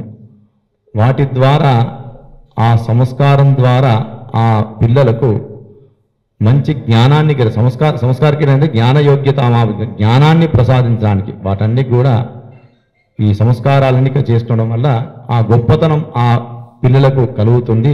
వాళ్ళు ఈ యొక్క సనాతన ధర్మానికి ఒక వారధులు అవుతారు.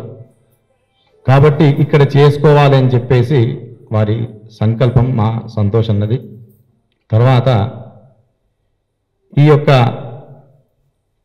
ఇది ఈ విధంగా కావడానికి కూడా నేను కొంచెం బాగా గట్టిగానే నేను ప్రేరేపించాను. దాంట్లో అది కూడా నేను గర్వంగా చెప్పగలుగుతాను. ఇది ఇలా ఉండాలి, అక్కడికి సిటీకి ఏ విధంగా కూడా తీసిపోకుండా ఉండాలి. కాబట్టి ఎందుకంటే ధర్మాన్ని పాయేన అంటే చనుబాలు పిల్లవాడిని తాగాలని తెలియదు, కానీ బలవంతాన చనుబాలు పెడుతుంది తల్లి.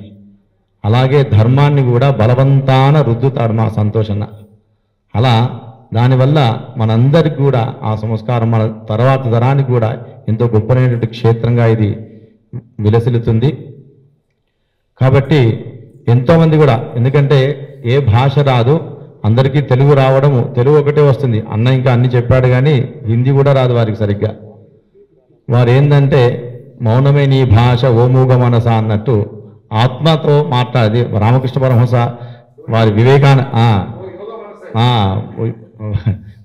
రామకృష్ణ పరమహంస గారు వివేకానందతో మాట్లాడినట్టు గుహాత్రి నిహిత నేంగ ఎంతి అన్నట్టు లోపల అంతర్లీనమైనటువంటి ఆ యొక్క మూడు భాషతో పరాపశ్చంతి మధ్యమ వైఖరి ఉన్నటువంటి ఆ యొక్క భాషలతో వారితో మాట్లాడి వారి భావాన్ని, వీరి భావాన్ని వారికి వ్యక్తం చేయడం, వారి భావాన్ని వీరికి వ్యక్తం చేయడం, అటువంటి సంతోషమైనటువంటి యొక్క ఆనందాన్ని కలిగించేవాడు. కాబట్టి మా సంతోషన్న చాలా గట్టి సంకల్పం చేసి అందరూ కూడా తోడ్పడి, మేము ఈరోజు వచ్చాం కానీ మొదటి నుంచి కూడా బాగా విశ్వసించేది వారు మన ఎంఎస్ శ్రీనివాస్ గురు గారిని, తర్వాత సంస్థల సోదరుడు. వాళ్ళైతే ప్రతి కార్యక్రమానికి వాళ్ళు ఉంటారు ముందు. వారి దగ్గరనే విద్యను అభ్యసించారు. వారు అభ్యసించడమే కాకుండా పట్టుకొని, అంటే మార్జాల కిశోర న్యాయం అన్నట్టుంది. పిల్లి తన పిల్లని పట్టుకొని పోతుంది. అది మార్జాల కిశోర న్యాయం వల్లే ఆ గురువులు కూడా వారిని పట్టుకొని ఇంకా అలాగే పైకి తీసుకెళ్తున్నారు. ఇక ముందు కూడా అలాగే తీసుకెళ్లాలని చెప్పేసి అందరి యొక్క అనుగ్రహం వారికి ఉండి, తక్కువేమి మనకు రాముడు ఒక్కడుండు వరకు అన్నట్టు ఆయన పట్టుకున్నాడు. కాబట్టి ఆయనతో మనం కూడా తరిస్తాము. తప్పకుండా ఆ యొక్క సీతాలక్ష్మణ భరత శత్రుఘ్న హనుమత్ సమేత రామచంద్రస్వామి యొక్క అనుగ్రహాన్ని తప్పకుండా వారు పొందినారు. ఎందుకంటే ఎత్ర రఘునాథ కీర్తనం తత్ర కృతమస్తకాంజలింగం అన్నట్టు ఆ రామభద్రుని దగ్గర సాక్షాత్తుగా హనుమత్ స్వరూపుడైనటువంటి మా గురుగారు శ్రీ ఎంఎస్ శ్రీనివాస్ గారు గురుగారు ఇక్కడ ఉన్నారు అంటే సాక్షాత్ ఆంజనేయ స్వామి ఉన్నట్టే. ఎందుకంటే నేను కూడా వారి ఆశ్రమానికి వెళ్ళాను. నేను చాలా ఎంత అంటే మాతోటి కూడా చాలా అంటే ఇంత పెద్ద స్థాయి మనిషి అయినా కానీ మాతో కూడా కలిసిపోయి అన్ని విషయాలు చెప్పి ఇంటికి వెళ్తే తనే స్వయంగా మాకు ఫలాలు ఇచ్చి అక్కడికి ఆశ్రమానికి వెళ్తే మేమైతే అటు వెళ్ళినప్పుడల్లే వెళ్తుంటాం అన్నట్టు. అక్కడ వెళ్తే ఎంఎస్ రామారావు గారు అక్కడ సాక్షాత్గా కూర్చున్నారా అన్నట్టుగా ఉంటుందండి అక్కడ. అటువంటి అంటే ఇలాంటి ఆధ్యాత్మిక కేంద్రాలు మనము, ఎందుకంటే వెనుకటికి 4-5 కనేదండి సంతానం. ఇంతకుముందు కూడా చెప్పాను ఇక్కడే స్థలంలో. ఒకరు లేక 2 ఇప్పుడు. ఒకరున్నవాడు ఇంకో సంతానం ఎవరు అంటే ఒకటే చాలనుకున్నవాడు ఇంకో సంతానం అంటే భగవంతుడు. 2 ఉన్నవాడు ఇంకో సంతానం 3వ సంతానం కనాలి, వాడు ఎవడు అంటే భగవంతుడు. ఆ భగవంతునికి మన యొక్క ద్రవ్యాన్ని వెచ్చించాలండి. వెచ్చించినప్పుడు ధర్మం తతసుఖం. ధనానికి రూపం ఏమిటంటే దానం చేయడమే. అనిత్యాని శరీరాన్ని విభవో నైవ శాశ్వత నిత్యం సన్నిహితో మృత్యు ఎప్పుడు వస్తుందో తెలియదు. కీర్తిశేషులుగా మిగలాలి. మన రతన్ టాటా గారు ఉన్నారు, వారు ఏం తీసుకెళ్లారు? లక్షల కోట్లు 1000 కోట్లు ఉన్నాయి. అటువంటి వాళ్ళని ఆదర్శంగా తీసుకొని ఉన్నంతలో ధర్మానికి ఆలంబనైనటువంటి ఇట్లాంటి దేవాలయాలు, వేదానికి, సాహిత్యానికి, వీటన్నిటికీ కూడా, ఎందుకంటే ఇవన్నీ కూడా వారు పోషించడానికే ఇది రామభద్ర క్షేత్రం చేశాడన్నట్టు. కాబట్టి వారికి మనమందరం కూడా హితోధికంగా సహకారం చేస్తూ, ఎందుకంటే ధనమూల విధం జగత్, మాటలు మాట్లాడడం కాకుండా మనము చేతల రూపంగా, ఎందుకంటే వారు చూస్తున్నాం బెంచ్ కార్లో తిరుగుతూ చేస్తున్నటువంటి కాదు, మొత్తం ఇక్కడే ఉండి ఆయన్ని మొత్తం కుటుంబం మొత్తం దీనికి అంకితమై చేస్తుంది. కాబట్టి మనమందరం కూడా మనకు ఇంకో సంతానం ఈ రామభద్రుడు అనుకొని మనం అందరం వారు సహకరించాల్సిందిగా సభాముఖంగా మీ అందరినీ ప్రార్థిస్తూ ప్రాధేయపడుతూ స్వస్తి. చాలా ఆత్మగారు అందజేశారు. ఎందుకంటే ఈ ప్రతిష్ట ప్రారంభం నుంచి వారు ఉన్నారు కాబట్టి వారికి అన్ని విషయాలు ఇక్కడ తెలుసు. ఇవాళ గొప్ప విషయం ఏమిటంటే, మా దర్శనం బ్రదర్స్ ఇప్పుడే చెప్పారు, మన సనాతన ధర్మాన్ని పాశ్చాత్య దేశాలకు పరిచయం చేసినటువంటి స్వామి వివేకానంద జయంతి ఈరోజు. వివేకానంద స్వామి, మనం ఆయనకి నమస్కరించాలి. అక్కడ చికాగోలో సర్వమత వేదిక మీద ఆ స్వామి మన భారతదేశం యొక్క గొప్పతనాన్ని, దీన్ని మొత్తం చాలా అద్భుతంగా మీ అందరికీ తెలిసినటువంటి విషయం. అయితే గొప్ప విషయం ఏంటంటే, మేము 2014-15 సంవత్సరాల్లో చికాగో మహానగరంలో స్వామి వివేకానంద ప్రసంగించినటువంటి వేదిక మీద మేము కూడా ఒక 5 నిమిషాలు ప్రసంగించేటువంటి అవకాశం ఆనాడు కలిగింది మాకు, మా గురువు గారి యొక్క అనుగ్రహం చేత. గొప్ప విషయం ఏంటంటే, అమెరికాలో మన వాళ్ళ పేర్లు ఎవరివి కూడా స్ట్రీట్స్ పెట్టరు, మార్గాలు పెట్టరు. అక్కడ ఆ చికాగో మహానగరం, మనం చికాగో అంటాం, అమెరికన్ యాక్సెంట్లో షికాగో అంటారు. ఆ షికాగో ఆర్ట్ స్టూడియో ఉన్నటువంటి మెయిన్ దగ్గర స్వామి వివేకానంద మార్గ్ అని చెప్పి అక్కడ స్వామి ఆయన పేరు మీద పెట్టారు. అందుకే వేరే దేశాల వాళ్ళకి మన యోగులు సన్యాసులనే ఫస్ట్ వివేకానంద స్వామి గుర్తొస్తారు. అట్లాగే పరమహంస యోగానంద గారు, ఒక యోగి ఆత్మకథ అనేటువంటి పుస్తకం మీ అందరికీ తెలుసు, అండ్ ఆటోబయోగ్రఫీ ఆఫ్ ఏ యోగి అనేది చాలా అద్భుతమైనటువంటి పుస్తకం. వారు తర్వాత దయానంద సరస్వతి స్వామి వారు, వారి యొక్క శిష్యులు అక్కడ చేస్తున్నటువంటి పెన్సిల్వేనియాలో కానివ్వండి, ఇంకా అనేక చోట్ల చాలా గొప్ప గొప్ప కార్యక్రమాలు చేస్తున్నారు. ఇప్పుడు ఎంఎస్ శ్రీనివాస్ గురువు గారికి సత్కారము, వారి యొక్క భాషణం కన్నా ముందు సంస్కృతంలో శ్రీనాథ శర్మ గారు ఒక 2 నిమిషాలు ఈ క్షేత్రం గురించి, దీని గురించి సంస్కృత భాషలో వారు 2 నిమిషాలు మాట్లాడతారు. ఆ తర్వాత శ్రీనివాస్ గారు మాట్లాడతారు. తర్వాత వారికి రామభద్ర క్షేత్రం తరపున చిరు సత్కారాన్ని ఏర్పాటు చేసుకున్నాం, గురు సత్కారాన్ని చేసుకున్నాం. కాబట్టి మనందరం కూడా ఈ కార్యక్రమాన్ని ఎక్కువసేపు కాకుండా క్లుప్త సుందరం కంటేనే ఇక్కడ కూర్చున్న వాళ్ళందరూ మహానుభావులు. ఇందాక వారు చెప్పారు, నేను సంతోషు అక్కడ మొయినాబాద్లో ఉన్నటువంటి ఆశ్రమానికి వెళ్ళాము. నిజంగా ఎంఎస్ శ్రీనివాస్ గారు చాలా నిగర్వి, అంటే చాలా పెద్ద ఎత్తుకి ఎదిగినా కూడా సింప్లిసిటీగా, అసలు ఏమాత్రం కూడా మన ఒక ఫ్రెండ్ లాగా మాట్లాడతారు. మామూలుగా ఎవరు వెళ్ళినా కూడా మాట్లాడతారు. మేము ఆ రోజు వాళ్ళ ఇంటికి వెళితే వారే అన్ని ఫలాలు ఆ కాఫీలు అన్నీ ఆయన మాకు చేతికి ఇచ్చారు స్వయంగా. నేను ఇంత పెద్దవాళ్ళు కదా, చాలా పెద్ద స్థాయి అని చెప్పి అంత అంటే ఎంత ఎదిగినా ఒదిగి ఉండే తత్వం కొద్ది మందిలోనే ఉంటుంది. ఈ సభా వేదిక మీద కూర్చున్న అందరూ కూడా అటువంటి వాళ్ళు. మా దర్శనం బ్రదర్స్ తక్కువ కాదు, మా కాసుల చంద్రశేఖర శర్మ గారు తక్కువ కాదు, సంస్కృత సోదరులు మేము స్థితప్రజ్ఞానంద స్వామి వారు కానివ్వండి, బ్రహ్మచారి సాయిరామ్ గారు కానివ్వండి, మా సంతోష్ కూడా అంతే. అందరితో కూడా చాలా సింప్లిసిటీ ఉంటాడు. అవునా కాదా? నేను ఇంత పెద్ద గట్టా ఇంత పెద్ద చేసా అనేటువంటి భావన ఎప్పుడు ఉండదు. మేము ఎప్పుడు ఏమనుకుంటామంటే నాహంకర్త హరికర్త అని చెప్పి అనుకుంటూ ఉంటాం. కర్తృత్వం మనం ఎవరం ఏమనుకుంటే చేయలేం. మనం ఎన్నో అనుకుంటాం, అనుకున్నవన్నీ కూడా నెరవేరవు.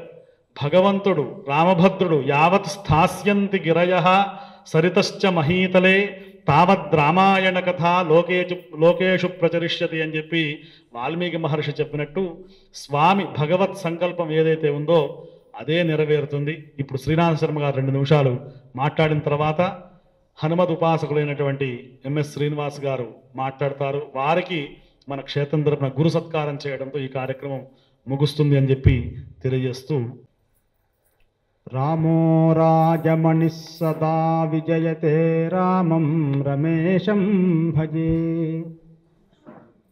రామేణాభిహతా నిశాచరచమో రామాయ తస్మై నమః రామాన్నాస్తి పరాయణం పరతరం రామస్య దాసోస్మ్యహం రామే చిత్తలయః సదా భవతు మే భో రామ మాముద్ధరా.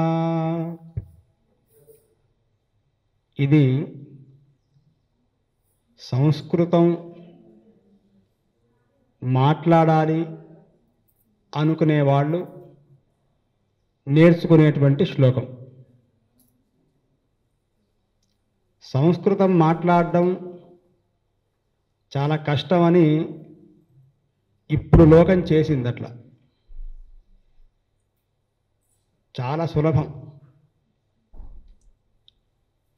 సంస్కృత భాష నేర్చుకోవాలండి అంటే శబ్దాలు రావాలి అన్నారు. మేము చాలా శబ్దాలు చేస్తామండి అంటే ఆ శబ్దాలు కావయ్యా. సంస్కృతంలో శబ్దాలు వేరే ఉన్నాయి. అవి మొట్టమొదటిది రామ అనేటువంటి శబ్దం. ఈ రామ అనేటువంటి శబ్దాన్ని అంటే రాముడు దగ్గరికి రావాలి అంటే ఆటోమేటిక్గా సంస్కృతం వచ్చేస్తుంది. అంటే సంస్కరింపబడతారు. సంస్కృతం అంటే అదొక ఏదో సపరేట్ భాష అని కాదు, అది సంస్కరింపబడినటువంటి భాష. నా ఋగ్వేద వినీతస్య అని అన్నట్టుగా, అంటే ఋగ్వేదము, యజుర్వేదము, సామ, ఇంకోటి అథర్వ, చతుర్వేద విదేకపాత్ అన్నట్టుగా. అంటే రాముడు యొక్క రామాయణాన్ని గనక మనం కేవలంగా పఠించినంత మాత్రం చేతనే పఠన్ ద్విజో వాగ్ వృషభత్వమీయాత్, ఎవడెవడికి ఏమొస్తుందో చెప్పాడు. అది కావాలి ఇది కావాలి అని కోరుకుంటే రాదు. మాయ అనేది ఎట్లుంటుందంటే సంతోష్, మాయ అనేది ఎట్లుంటుందంటే చిన్న మాటలో లౌకిక ఉదాహరణలో మేము మొన్న డేలాస్లో చెప్పిన మాట. మాయ ఎట్లుంటుందంటే సార్, శాస్త్రాలు ఇవన్నీ తీసేసి పడేసి బాసర అనే ఒక క్షేత్రం ఉంది, మీ అందరికీ తెలుసు కదా. బాసరలో చేసేటువంటి అర్చన చేసేటువంటి ఒక అర్చకుడు ఉంటారు కదా, అమ్మవారిని ముట్టుకొని అలంకారం చేసి బొట్టు కిరీటాలు పెట్టి చేస్తారు. వాళ్లకు బ్రహ్మజ్ఞానం వస్తుందా? బ్రహ్మజ్ఞానం ఎలా వస్తుంది? తిరుపతి వెంకటేశ్వర స్వామి దేవాలయంలో స్వామికి అభిషేకం చేస్తారు, అర్చకులు ఉంటారు. స్వామిని ఆ విగ్రహాన్ని ముట్టుకున్నంత మాత్రం చెప్తేనే వాళ్లకు దివ్యజ్ఞానం వైకుంఠం ప్రాప్తి అవుతుందా? అనుకుంటాం మనందరం. ఇదే మాయ. అక్కడ ఉన్న ఆయనకి ఏమివ్వాలో అదే ఇస్తాడు, ఇక్కడ ఉన్న మనకేమివ్వాలో అదే ఇస్తాడు. అది తెలుసుకుంటే మాయ దాటినట్టు. ఎక్కడుంటాడు? జ్ఞాని త్వాత్వైవ మే మతం. జ్ఞాని అనేవాడు నేను ఒకటేనయ్యా అన్నాడు. తేడా లేదు, వాడు వేరు లేడు. జ్ఞానాగ్ని సర్వకర్మాణి భస్మసాత్ కురుతే. జ్ఞానం అనేటువంటి అగ్ని. ఆ జ్ఞానం రావాలంటే అంటే మాత్రం పూర్వం దేవాలయాలే ఆలవాలవు. వైద్యమైనా విద్య అయినా ఏదైనా విజ్ఞానమైనా ప్రసాదమైనా తీర్థమైనా గోష్ఠి అయినా, గోష్ఠి అంటే అనుకుంటాం మనం ఇవాళ, గోష్ఠి అంటే అందరం కూర్చొని మాట్లాడుకోవటం అంటే కోశకారుడు చెప్తాడు. గోష్ఠి అంటే అది కాదండి, గోష్ఠం గోస్థానకం తత్తు గౌష్ఠీనం భూతపూర్వకం అని కోశకారుడు చెప్తాడు. ఆవులా కూర్చోవాలట. గోష్ఠి అంటే గో అంటే ఆవు కదా. ఆవు ఎలా కూర్చుంటుంది అంటే మనకెవ్వరికి తెలియదు. అంటే పూర్వకాలంలో ఒక్కొక్క జంతువు మీద వాళ్ళకంత అవగాహన ఉండేది. కంచి పరమాచార్య స్వామి వారు దేవాలయంలో కూర్చునేవారు కాదు. ఏదైనా దేవాలయానికి పిలిస్తే గోశాల ఎక్కడుందో అక్కడే కూర్చుంటా అనేవాడు ఆయన. గోష్ఠి అంటే అది, దాన్ని గోష్ఠి అంటే ఆవులన్నీ ఒక దగ్గర కూర్చొని అవి నెమరు వేస్తుంటాయి. అంటే చదువుకున్న విన్నటువంటి దాన్ని నెమరు వేసుకునేటువంటి స్థితి కలిగితే దాన్ని గోష్ఠి అంటారట. ఇది గోష్ఠి అంటే మనందరం కూర్చున్నామని కాదు. ఇంతకుముందు ఇక్కడ ఆవులు ఉండేవి. ఇదే స్థానంలో మనందరం కూర్చున్నటువంటి ఈ స్థలంలోనే గోశాల ఉంది. ఇది గోష్ఠి. ఏమండి? అంటే వేదంలో కూడా గౌర్ధేను భవ్యా మాతా రుద్రాణాందుహితా వసు నాగుస్వసాదిత్యానామృతస్య నాభిహి అని అంటుంది వేదం. గోవులో అందరు ఉన్నారండి. అటువంటి గోశాలని మనం సముద్ధరించాలి. గోవులంటే ఇప్పుడు అందరూ కొద్ది జ్ఞానం కలిగింది. గోవు అంటే దేశీయ ఆవే ఆవు అనే స్థితి కొంత అందరం వచ్చేసాం మనం. ఆవు అంటే మిగతా కూడా ఆవు అనేటువంటి భ్రమలో ఉన్నాం. సూర్యకిరణాన్ని నేరుగా తీసుకొని మనకు అందించగలిగేటువంటి ఒకానొక ఔషధి ఆవు. అటువంటి ఆవును రక్షించాలి. ఆవును రక్షిస్తే సర్వధర్మాలు రక్షించినట్టే. భాగవతం ఆరంభమయ్యేది ఈ గోమిథునం అనేటువంటి వృత్తాంతంతోనే శ్రీమద్భాగవతం ఆరంభమవుతుంది. అటువంటి గో సంరక్షణ చేయాలి. దేవాలయాన్ని సంరక్షిస్తే మనందరం సంరక్షింపబడతాం. అందువల్ల ఈనాడు ధర్మం పరిఢవిల్లాలండి అంటే దేవాలయాలు మా సంతోష్ ఇక్కడ ఈ దేవాలయం అందరూ చెప్పారు. ఎవరు వచ్చినా ఎవరు రాకపోయినా ఒకళ్ళు వస్తున్నారు ఒకళ్ళు చూస్తున్నారు అంటే అట్లా కాదు. ఎవరు లేకపోయినా సరే ఆ రాముడికి జరిగేటువంటి ఉపచారం ఏవైతే పూజా విధి ఉందో అట్లా తూచా తప్పకుండా నిర్వహిస్తాడు సంతోష్. అందువల్లే అందరం వస్తున్నాం ఇక్కడికి. అంటే మా నాన్నగారు చెప్పేవారు అన్నం ఎటు తినాలని అంటే ఆయన బాగా అనుకోవాలి, నేను మంచిగా కలుపుకొని తింటున్నా అని. ఆయన కోసం తింటారా అన్నం? ఒక మామిడికాయ పచ్చడి ఉంది, చింతకాయ తొక్కు ఉంది, ఏమంటే ఒక మంచి చక్కని పప్పు ఉంది. ఆయన బాగా అనుకోవాలని తింటామా మనం? ఎట్లా తింటాం మనం? మన కోసం మనం తింటాం, ఒకళ్ళ కోసం తినట్లే మనం. అట్లనే ధర్మాన్ని కూడా అట్లనే ఆచరించాలి. అది తప్పాం మనం, ఆ మార్గాన్ని నుంచి తప్పేశాం, మార్గం మారుపడ్డాం. రేఖామాత్రమపి క్షుణ్ణాత్ ఆమనోర్వర్త్మనః పరాం నవ్యతీజు ప్రజాస్తస్య నిజంతుర్నేమి వృత్తజ అని రఘువంశ మహాకావ్యంలో ఒక మాట ఉంది. నేను ఎక్కువ మాట్లాడుతున్నానేమో ఇక. అటువంటి విధానంగా ధర్మాన్ని ఆచరించాలండి అంటే మనమేం ఆచరించక్కర్లే, ధర్మాన్ని ఆచరించేటువంటి వాళ్ళని ప్రోత్సహిస్తే చాలు. మనం 4 గంటలు కూర్చోలేం. 4 గంటలు కూర్చునే వాళ్ళని ఆ మార్గంలో కూర్చోబెట్టేటువంటి ప్రయత్నం చేద్దాం అనేటువంటి ఆశంసన చేస్తూ, ఈ దేవాలయం దినదినాభివృద్ధి కావాలి, ఈ రకంగా సేవ చేసే వాళ్ళని మనం ప్రోత్సహించాలి, వాళ్ళకి మనం తలపడాలి, సహకరించాలని చెప్పి ఆశంసన చేస్తూ జై శ్రీరామ్. సమయం అని చెబుతూ ఉన్నారు. ఇప్పుడు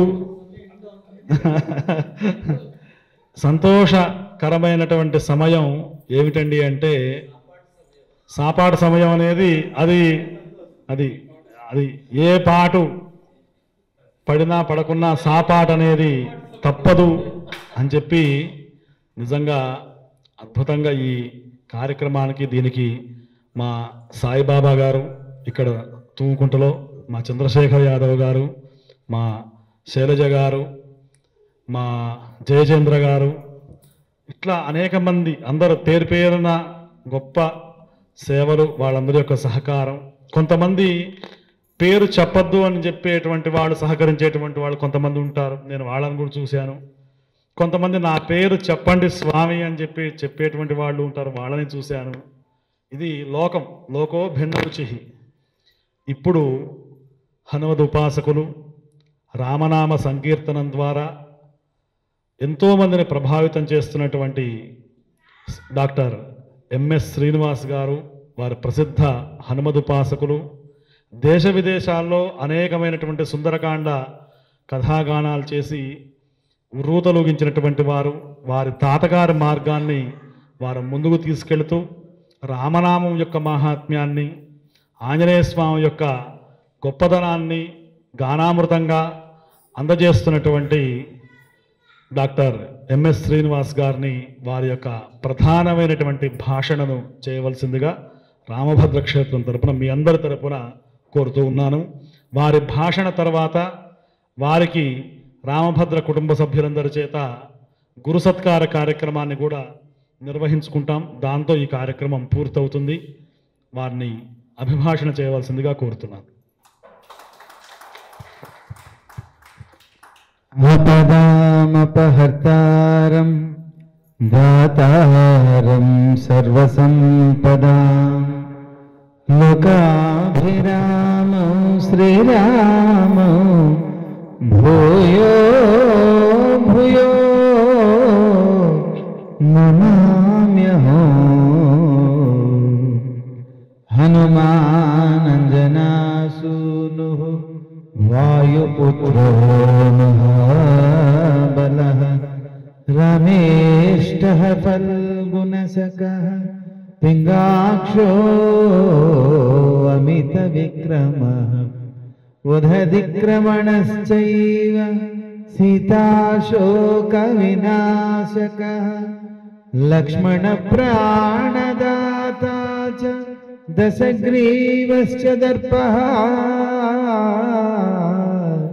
ద్వాదశైతాని నామాని కపీంద్రస్య మహాత్మనః స్వాపకాలే పఠే నిత్యం యాత్రాకాలే విశేషతః తస్య మృత్యుభయో నాస్తి సర్వత్ర విజయీ భవేత్.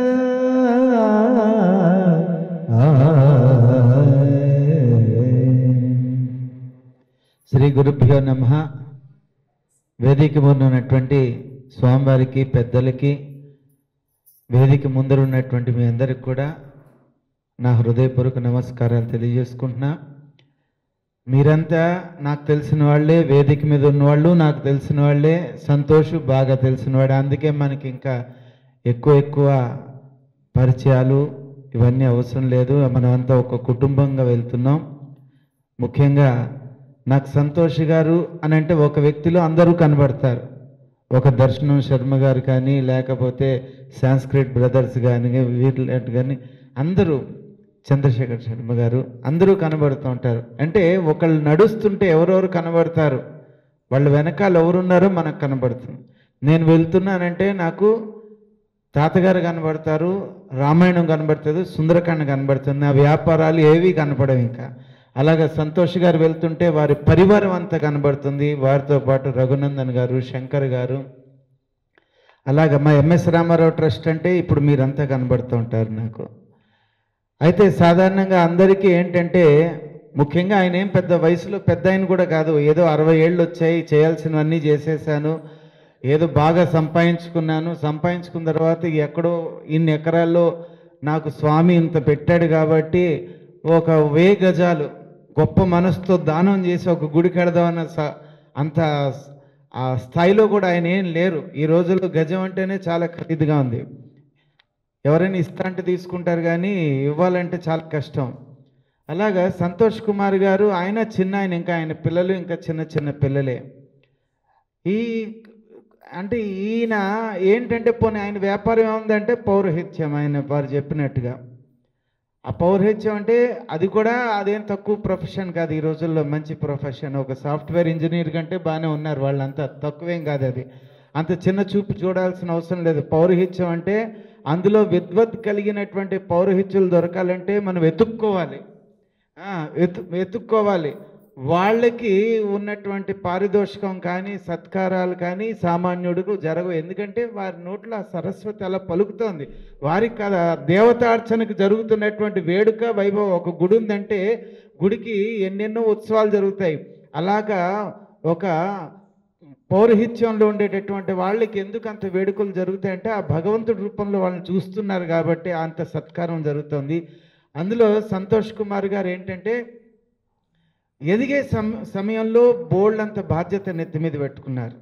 మామూలు బాధ్యత కాదు. ఒక దేవాలయం, ఒక ఇల్లు కొనుక్కున్నామండి, బ్యాంక్ లోన్ తీసుకుంటాం, ఇల్లు కట్టుకుంటాం, కొనుక్కుంటాం, మనకి ఏదో ఇబ్బంది వచ్చింది ఇల్లు అమ్మేసి వెళ్ళిపోవచ్చు, ఏదో 4 రూపాయలు మిగులుతాయి, లేకపోతే ఇంకో చోట ఇది అద్దెకన్నా ఇచ్చి ఇంకో చిన్న చోట ఉండి ఏదో ఒకటి మేనేజ్ చేయొచ్చు. కానీ ఒక గుడి కట్టడం అంటే ఒక జన్మకే ఒక సాహసం లాంటిది.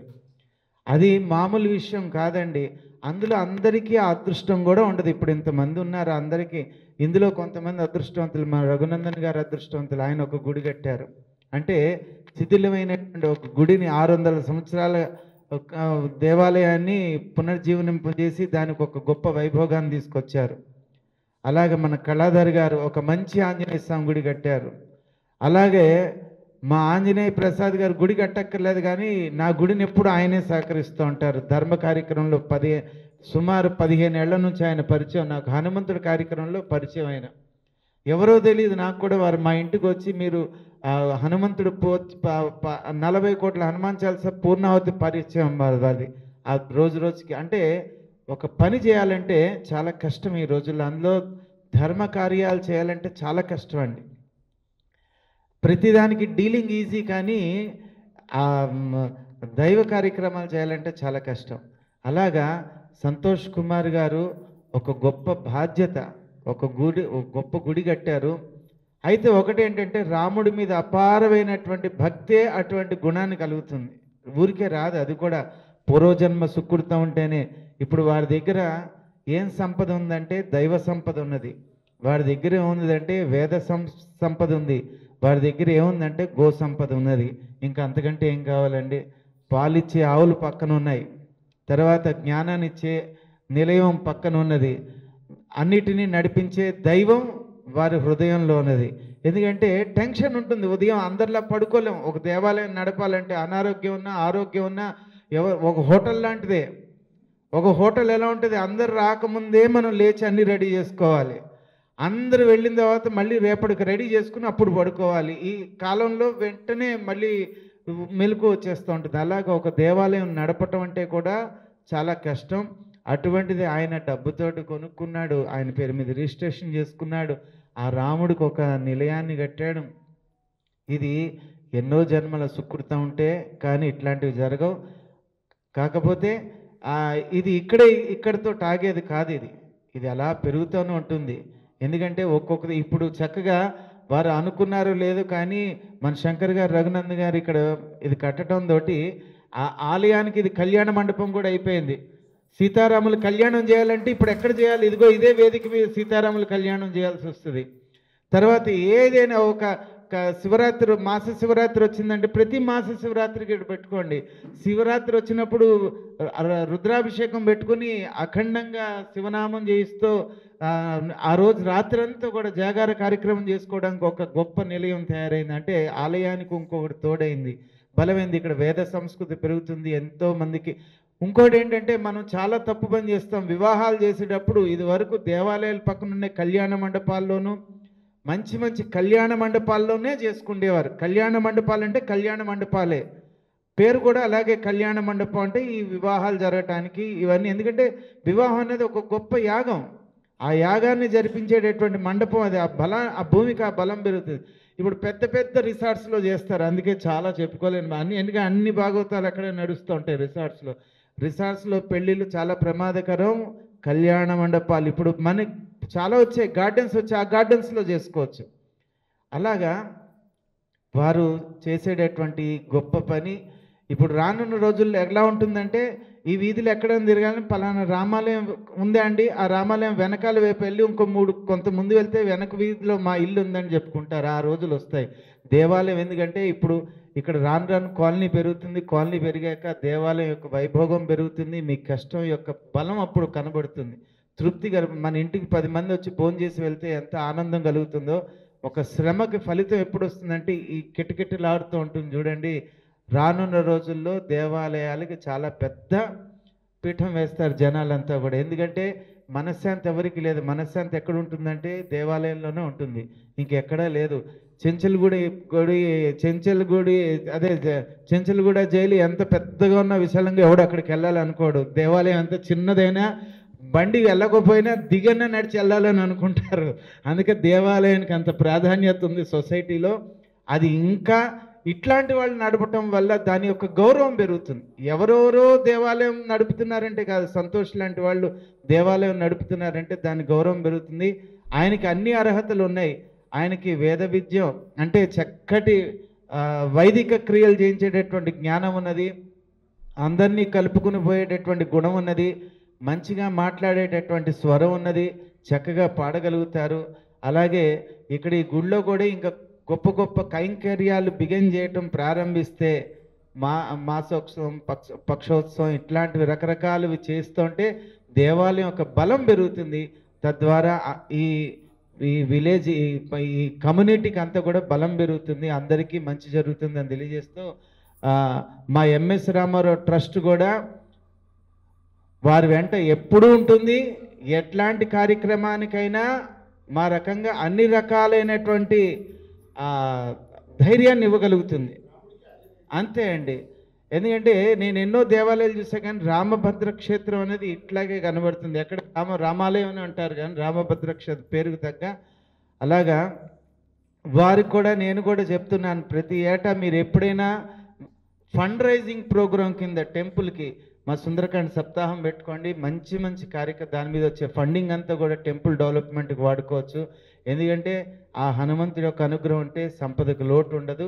ఆ రాముడు ఎక్కడుంటాడో ఆయనే ఐశ్వర్య రూపం కనుక మీకు రెండూ తోడుంటాయి. మా వంతు సహాయం ఎప్పుడూ ఆలయానికి ఉంటుందని తెలియజేస్తూ శుభమస్తు, ఆరోగ్యమస్తు, ఐశ్వర్యమస్తు, పునర్దర్శన ప్రాప్తిరస్తు, శుభం భూయా. జై శ్రీరామ్. వేదిక మీద ఇంతమంది మహాత్ములు ఉన్నారు, వాళ్ళ మధ్యన మాట్లాడేటటువంటి అదృష్టం కూడా నాకు కలిగినందుకు ధన్యుడిగా తెలియజేస్తూ జై.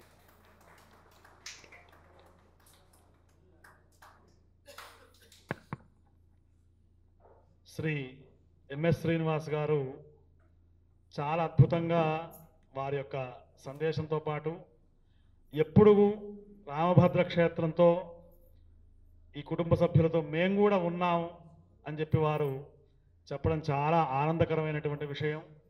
ఎందుకంటే వారు చెప్పినట్టు దేవాలయం ఎంత చిన్నగా ఉన్నా మనం అక్కడికి వెళ్ళాలని అనుకుంటాం, ఇష్టపడి వెళతాం. ఎందుకంటే ఆ ప్రశాంతత, అక్కడ ఉండేటువంటి మహిమ అట్లా ఉంటుంది.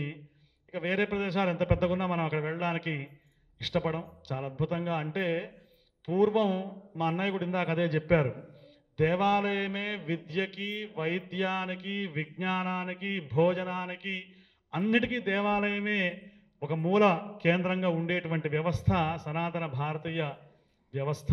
చాలా అద్భుతంగా వారు చాలా చెప్పారు. ఈ కార్యక్రమానికి హైదరాబాద్ బ్రదర్స్గా చాలా ప్రపంచ ప్రసిద్ధిగాంచినటువంటి రాఘవాచారి గారు, శేషాచారి గారు, వాళ్ళ బ్రదర్స్ చాలా ఫేమస్. రాఘవాచారి గారు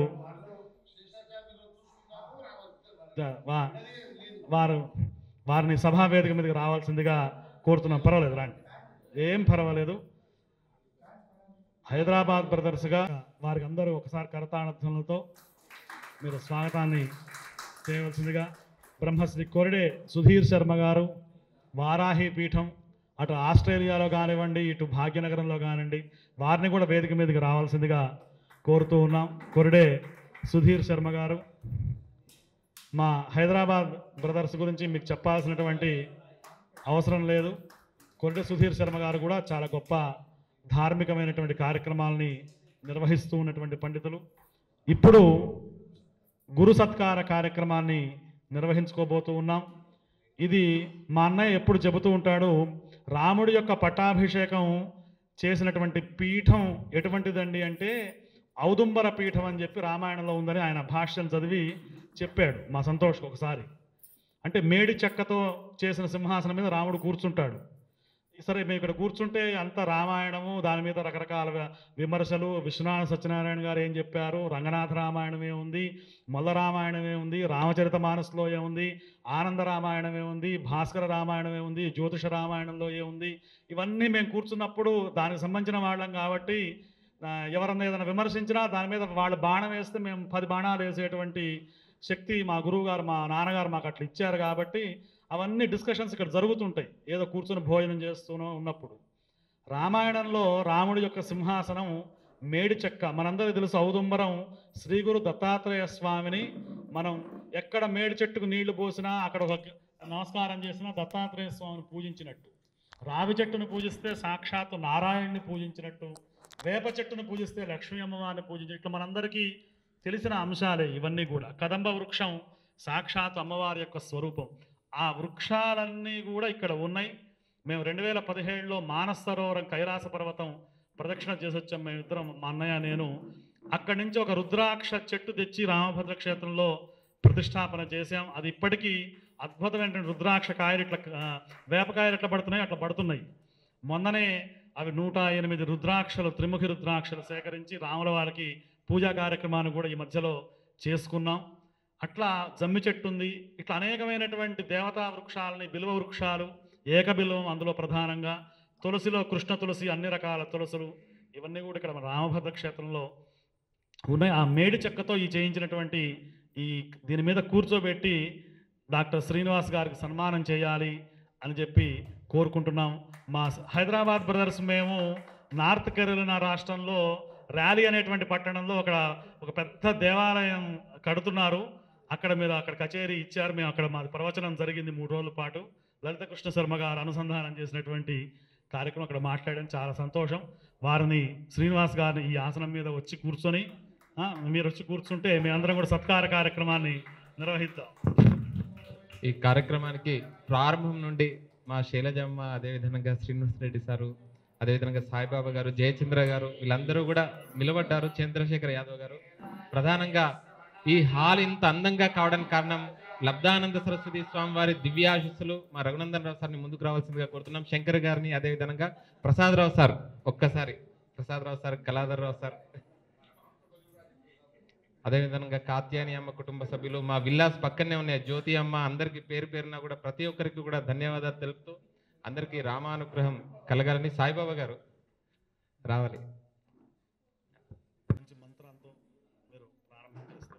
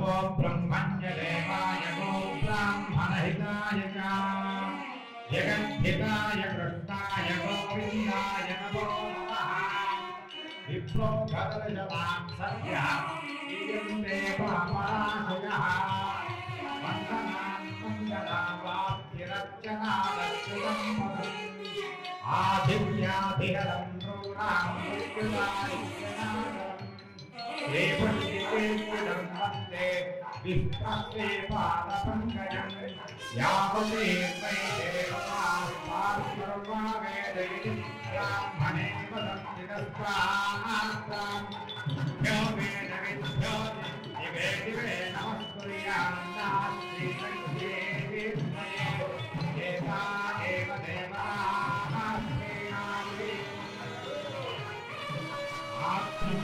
ब्रह्मणोऽभ्यं भवत्यदेशाय कामास्मिन् प्राप्ते राजन्ये शक्यश्चोरो महानसो जायताम् दोग्रे केवलनानन्दानन्दसप्ते परञ्जयोषादिष्टोरधेष्ठात् सभेयो युवास्यजमानस्य वीरो जायताम् कामेन कामेन पञ्चत्यो अनित्यो नमो जलय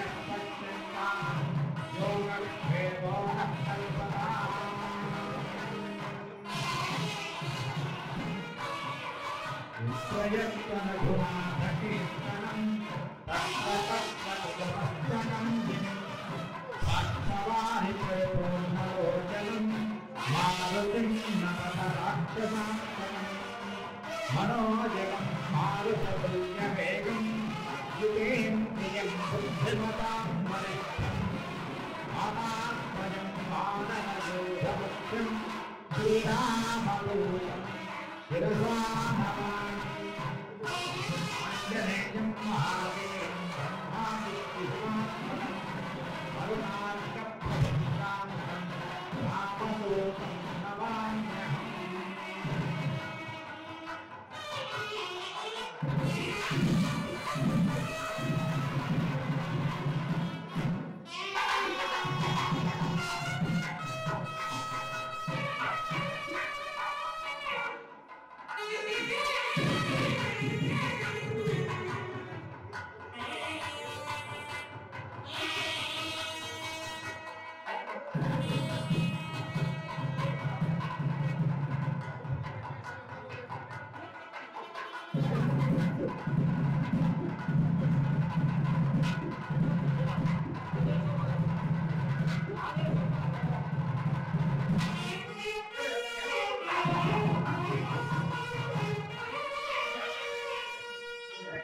సాక్షాత్తుగా ఆంజనేయ స్వామిని దర్శించినట్టుగా మనం భావించి, భావన కాదు, సాక్షాత్తు ఆంజనేయ స్వామి వారిని మనం దర్శించుకుంటున్నాము. ఎందుకంటే ఆంజనేయ స్వామి యొక్క నా యొక్క అనుభవం ఏమిటంటే, కరోనా వచ్చినప్పుడు 8 రోజులు హాస్పిటల్లో ఉన్నాను. రోజు ఈ యొక్క ఎంఎస్ రామారావు గారి యొక్క సుందరాకాండ విని విని ఆ రోగం తగ్గిపోయిందండి. ఆ యొక్క మహిమ అటువంటిది, ఆ సుందరాకాండ యొక్క ఎంఎస్ రామారావు గారిది ముఖ్యంగా. కాబట్టి అతను సాక్షాత్తుగా ఔషధీమయమైనటువంటి యొక్క ఆ శరీరం వారిది ఔషధమయమైనటువంటిది. వారిని చేయడం వల్ల జయ హో జయ హో జయ హో జయ హో జయ హో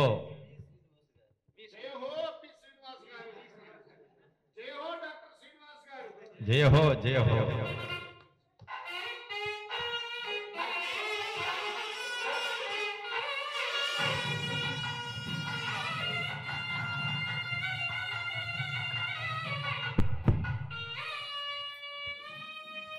చాలా సంతోషం.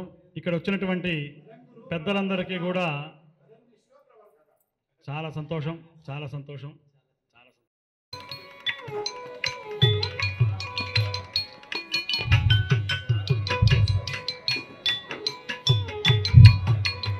శ్రీనివాస్ గారి చేత శ్రీనాథ శర్మ గారికి సత్కారం చేయించవలసిందిగా కోరుతున్నాం.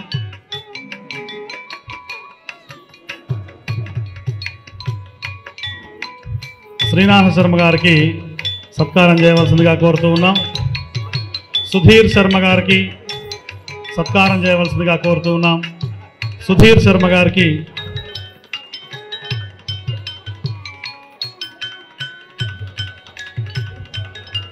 రఘునందన్ రావు గారిని వేదిక మీదకి రావాల్సిందిగా కోరుతున్నాం.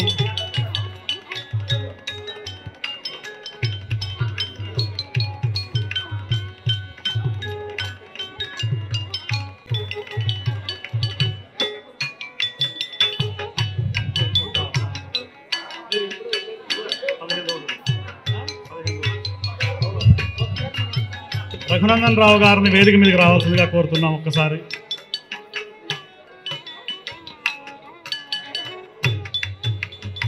ప్రసాద్ రావు గారిని వేదిక మీదకి రావాల్సిందిగా కోరుతున్నాం.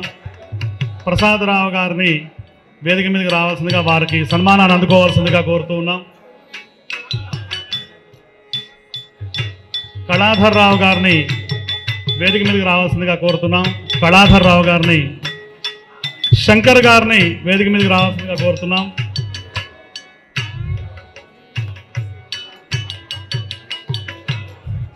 కళాధర్ రావు గారిని వేదిక మీదకి రావాల్సిందిగా కోరుతున్నాం.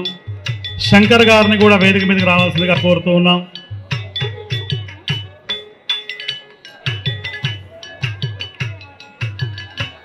శంకర్ గారు,